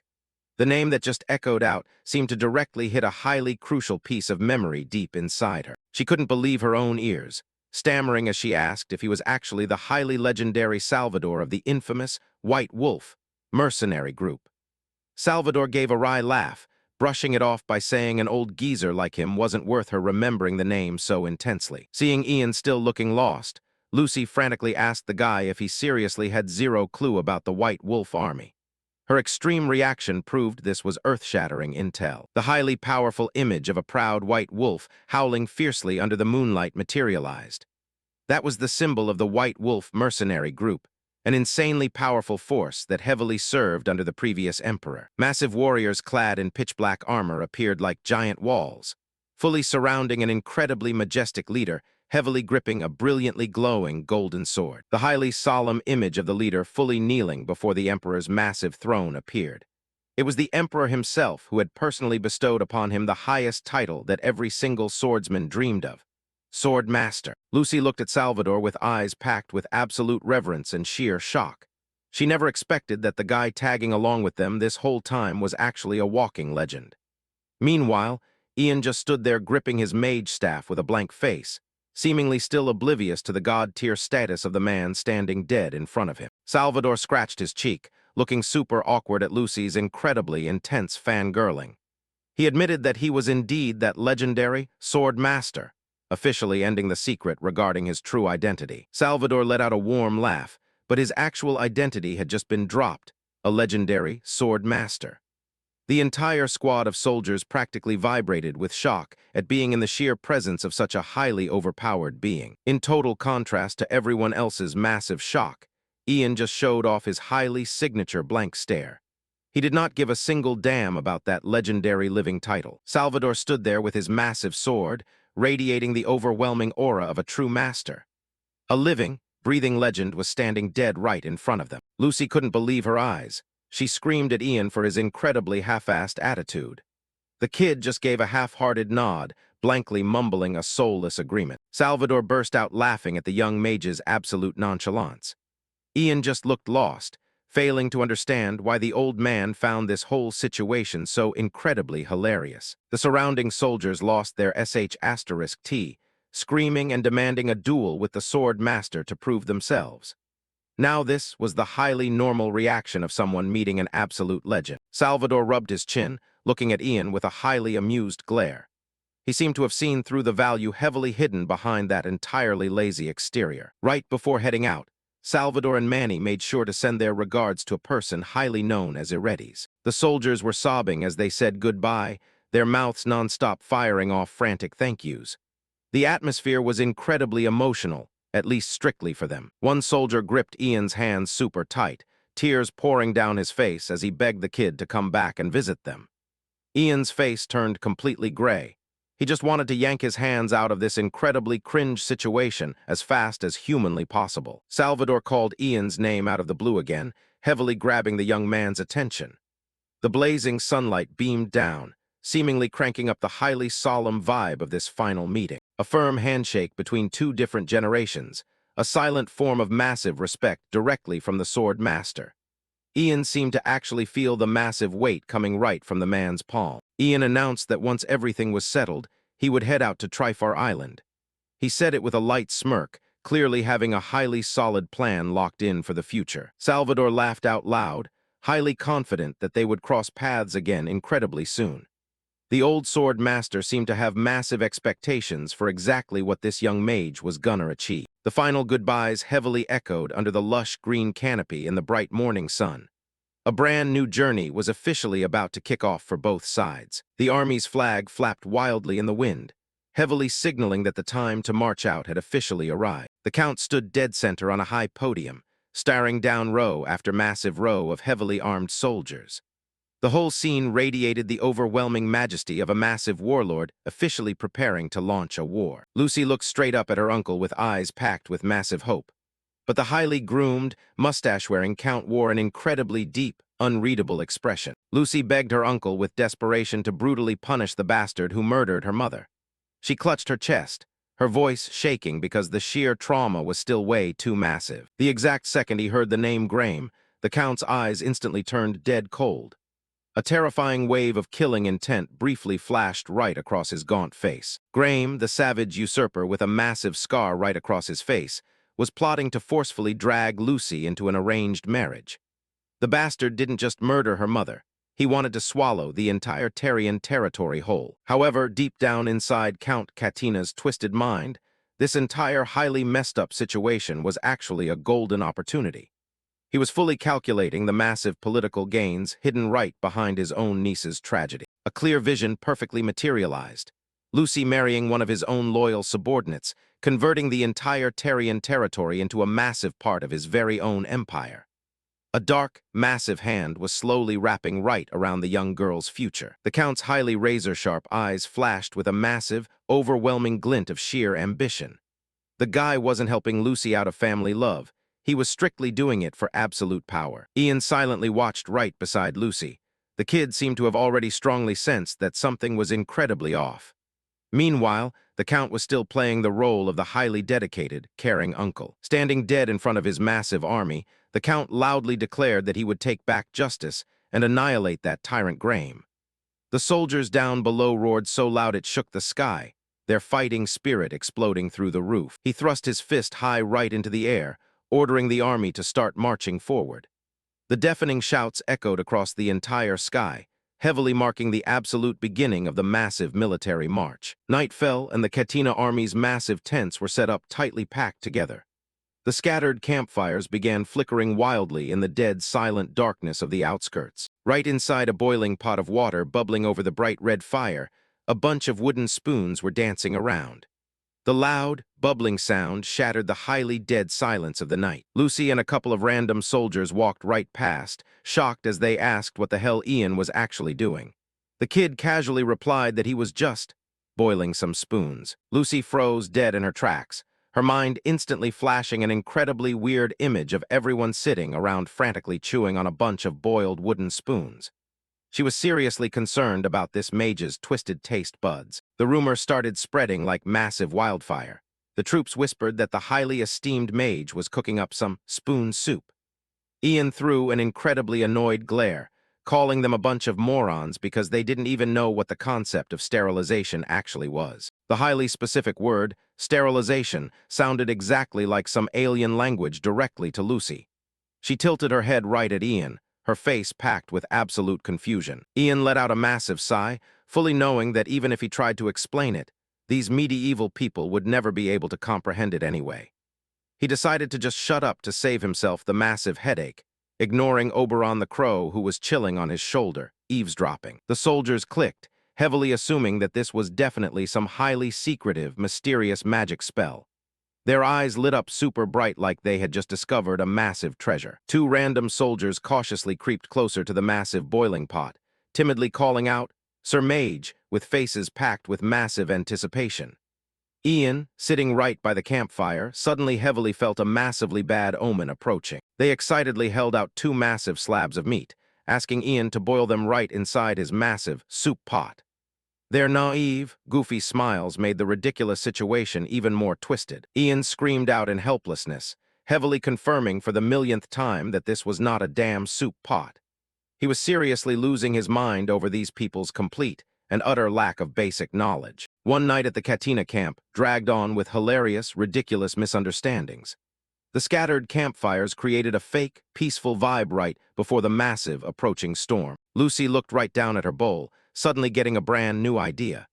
She turned right to Ian and asked if he actually wanted a massive, worthy reward for his recent efforts. Seeing Ian still rocking his signature, clueless face, Lucy snapped, reminding him about the massive gift she had promised him earlier. She seemed incredibly hyped to show off something incredibly massive and important. Ian snapped out of it, tilting his head with a "oh, right, that" kind of face. He started getting super curious about what kind of massive surprise Lucy was gonna drop on him. Lucy kept talking. She admitted that originally she heavily planned to just give him some gold, but she figured Ian didn't even lack that kind of stuff anyway. Her bright eyes shined with a mysterious vibe right under the flickering campfire light. She smiled incredibly radiantly, heavily stating that she had to rack her brain to figure out what would actually make him incredibly happy. Ian looked right at that hyped-up expression, his mind filled with heavy doubt. wondering what the hell the actual result of all that massive thinking even was. It was the highly legendary magic sword named Anorishal, a priceless, massive treasure.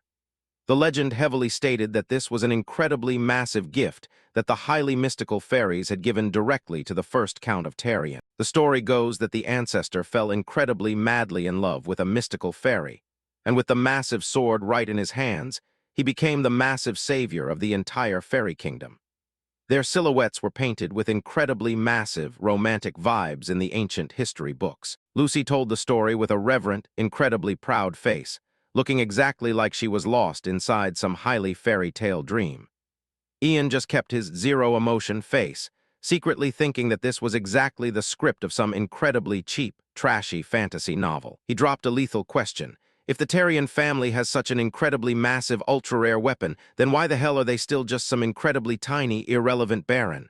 Lucy choked, literally only managing to stammer out, well, because, while massive buckets of sweat poured down her face because she got heavily countered way too damn hard. The girl screamed out, heavily defending it by claiming that the event happened literally 400 years ago. The highly romantic vibe she had worked so hard to build was being smashed to tiny pieces by Ian's incredibly brutal logic. Ian gave a highly light smirk, a massive, "I already knew it" kind of smile. He asked Lucy exactly where the hell that massive sword was currently stashed. It turned out that the incredibly massive magic sword was actually heavily buried right alongside the first Count deep inside his massive tomb. A highly ancient, massive stone tomb stood incredibly tall and dead silent right in the middle of the freezing night. Lucy laughed awkwardly, treating it like it was a normal, highly respectful thing. Meanwhile, Ian stared right at her with eyes packed with massive judgment. He seemed to think there was something incredibly messed up going on right here. Lucy scratched her head super awkwardly, heavily saying that if he wanted the massive sword, the only way was to literally dig up the massive grave. Her casual statement hit Ian exactly like a massive bolt of lightning right to the ear. He could not believe exactly what the hell he just heard. He started heavily questioning the morals of these highly medieval people who would literally seal a massively valuable treasure underground, just so their descendants would have to go literally dig it back up. To Ian, this action was no different from an incredibly massive public grave robbing operation. Ian compared Lucy's massive ancestral tomb to an incredibly literal time machine. Lucy just froze dead, not understanding what the hell this incredibly modern term this guy was mumbling about even was. Ignoring his clueless friend, Ian broke it down, heavily explaining that such an incredibly valuable magic sword should definitely be pulled out and used for the entire family instead of just letting it rot and get heavily moldy underground. He flashed a highly practical smile, exactly like a true businessman. He locked in his final point, heavily stating that actually using it would be massively better than just leaving it there to be some highly fake, empty title for her ancestors forever. Lucy was pissed beyond belief at this point, her face turning purple, her cheeks puffed out exactly like massive buns, making her look incredibly angry but incredibly hilarious at the same time. The massive, incredibly loud bell echoed out right from the highly tall watchtower dead in the night, heavily signaling a massive shift in the vibe of the massive military camp. The incredibly bright, massive moon shined extremely brightly dead right down onto the highly depressed ground. Lucy's massive hands gripped tightly right onto the edge of her dress, her entire body trembling insanely hard. Even though she was furious because of Ian's incredibly harsh words, she still couldn't deny her gratitude because he gave her the massive chance to actually fight back and demand justice. Suddenly, she shot right up and screamed right into Ian's face that she was going to give him that incredibly highly valuable item just to spite him. Ian jumped out of his skin, almost literally falling right off the highly massive log he was sitting on. After screaming out a massive, "You massive idiot!" Lucy spun right around and sprinted directly right into the massive darkness, leaving Ian sitting there with an incredibly blank, clueless face. He literally only had enough exact time to call out her name, but it was already way too late. The young mage raised his hand and scratched his head, heavily telling himself that maybe he was actually a bit too incredibly harsh with a young girl who was dealing with a massive amount of trauma. Oberon, chilling right on his shoulder, also tilted its highly massive head and stared at its master with an incredibly awkward look. Ian suddenly felt someone approaching him directly right from behind. He spun around, His eyes instantly became incredibly sharp and highly alert right under the dead silent night. It was the highly massive Knight Captain fully decked out in incredibly shiny, highly massive armor. He came to heavily announce that the Count had some massive, incredibly urgent business and desperately needed his massive help. The highly massive captain looked dead serious and incredibly busy, right under the perfectly bright, incredibly full moon. A hidden corner of the highly nearby village was not even slightly as incredibly peaceful as its exterior made it seem. A farmer was heavily gripping a massive pitchfork, incredibly furiously shouting and chewing out a bunch of highly mercenaries who were trying to heavily rob the entire place. He called them a bunch of incredibly filthy, thieving scumbags, ready to heavily literally risk his life to protect his massive property. The incredibly shameless mercenaries didn't even give a single damn. They let out a highly sarcastic smirk and laid out a massive condition. Literally just hand over exactly 3 chickens and they would leave him alone. Their incredibly arrogant attitude made people incredibly, massively furious. One incredibly absolute bastard stepped right up, literally pointing his finger dead straight right into the farmer's massive chest, incredibly heavily threatening him by saying that they massively needed extreme power to go fight a massive war. So, borrowing an incredibly tiny bit of food was a highly obvious given. Suddenly, the incredibly massive bunch of mercenaries froze dead. Massive, incredibly huge drops of sweat began heavily pouring right down their faces when they incredibly heavily felt a highly freezing, massive killing intent flooding right in from out of nowhere. One bastard, shaking like crazy, heavily pointed his finger right up to the incredibly massive tree branch, where Oberon the Crow, with incredibly massive, glowing, blood-red eyes, was incredibly closely heavily watching every single one of them. He instantly heavily realized that this was exactly the incredibly massive creature that always followed the highly incredibly terrifying mage of the massive army. Oberon suddenly let out a highly massive voice, heavily loudly declaring that its master had officially arrived. Its incredibly pitch-black wings flapped insanely hard, creating an incredibly highly massive invisible pressure that heavily swallowed the entire space. The incredibly massive bunch of mercenaries screamed in highly sheer terror when they saw a highly crow that could literally speak the human language. They trembled incredibly hard, realizing that massive, highly trouble had incredibly found its way right to their front door. An incredibly freezing, highly dead, cold voice rang right out from right behind them. "Hey!" Ian stepped right out from the darkness. His highly incredibly massive silhouette cast an incredibly long shadow right down onto the highly ground, making the incredibly bunch of mercenaries feel exactly like they were literally turning straight into solid stone. The faces of the exactly 3 mercenaries instantly heavily lost all their color. Their lips trembled insanely, heavily unable to spit out a highly single word. The incredibly massive pressure radiating right from the incredibly highly young mage made them heavily feel exactly like their extremely breaths were being incredibly heavily crushed. Ian stood right exactly there, heavily gripping his incredibly staff, his highly eyes entirely hidden right beneath the incredibly massive darkness, radiating a highly incredibly massive dangerous aura. He incredibly dropped his voice super low, heavily demanding to highly know exactly what the hell they were incredibly planning to do, making the incredibly bunch of looting mercenaries want to literally vanish entirely out of existence right that exact second. In the dead of night, a single candle flickered dimly by the window. The strange silence signaled an incredibly serious conversation was about to take place. The Count sat brooding in his armchair, facing Ian and Oberon on his shoulder. The Count made his request, while the mage calmly asked what exactly he needed. The Count cleared his throat, clearly hesitating before getting to the point. Ian figured this definitely wasn't a normal request if he was struggling this hard to speak. Finally, he spat it out. He wanted Ian to personally step in and put an end to the mercenaries' wrongdoings in this town. Ian questioned why he didn't just have the knights handle it, since that made more sense. The Count lowered his head, hands clasped tightly, looking deeply troubled. He explained that knights and mercenaries were basically brothers in arms. They often covered up each other's crimes or just turned a blind eye. The low-ranking mercenaries gathered around the fire, laughing and chatting like there were zero rules holding them back. The Count admitted that in the past, he might have tolerated a certain level of looting just to keep the army's morale high. But things were different now. Since this land legally belonged to his niece, he couldn't let it continue. He placed all his trust in Ian, The young mage looked right at the Count with calm eyes, clearly already forming a plan. Ian figured that just one severe warning would definitely be enough to make the mercenaries behave. Ian stood with his arms crossed in the dead of night, radiating an invisible pressure. Oberon cawed ominously from his shoulder, piercing the dead silence. The mercenaries who were sneaking into homes to loot froze when they saw the massive shadow of a red-eyed crow. They trembled, hugging each other in pure terror. Ian stepped out, directly calling them out as cowardly thieves. Oberon backed him up with highly threatening squawks. The screams of punishment mixed with the deafening cawing terrified the mercenaries to their core. The mage declared he would execute them to set an example if they ever did it again.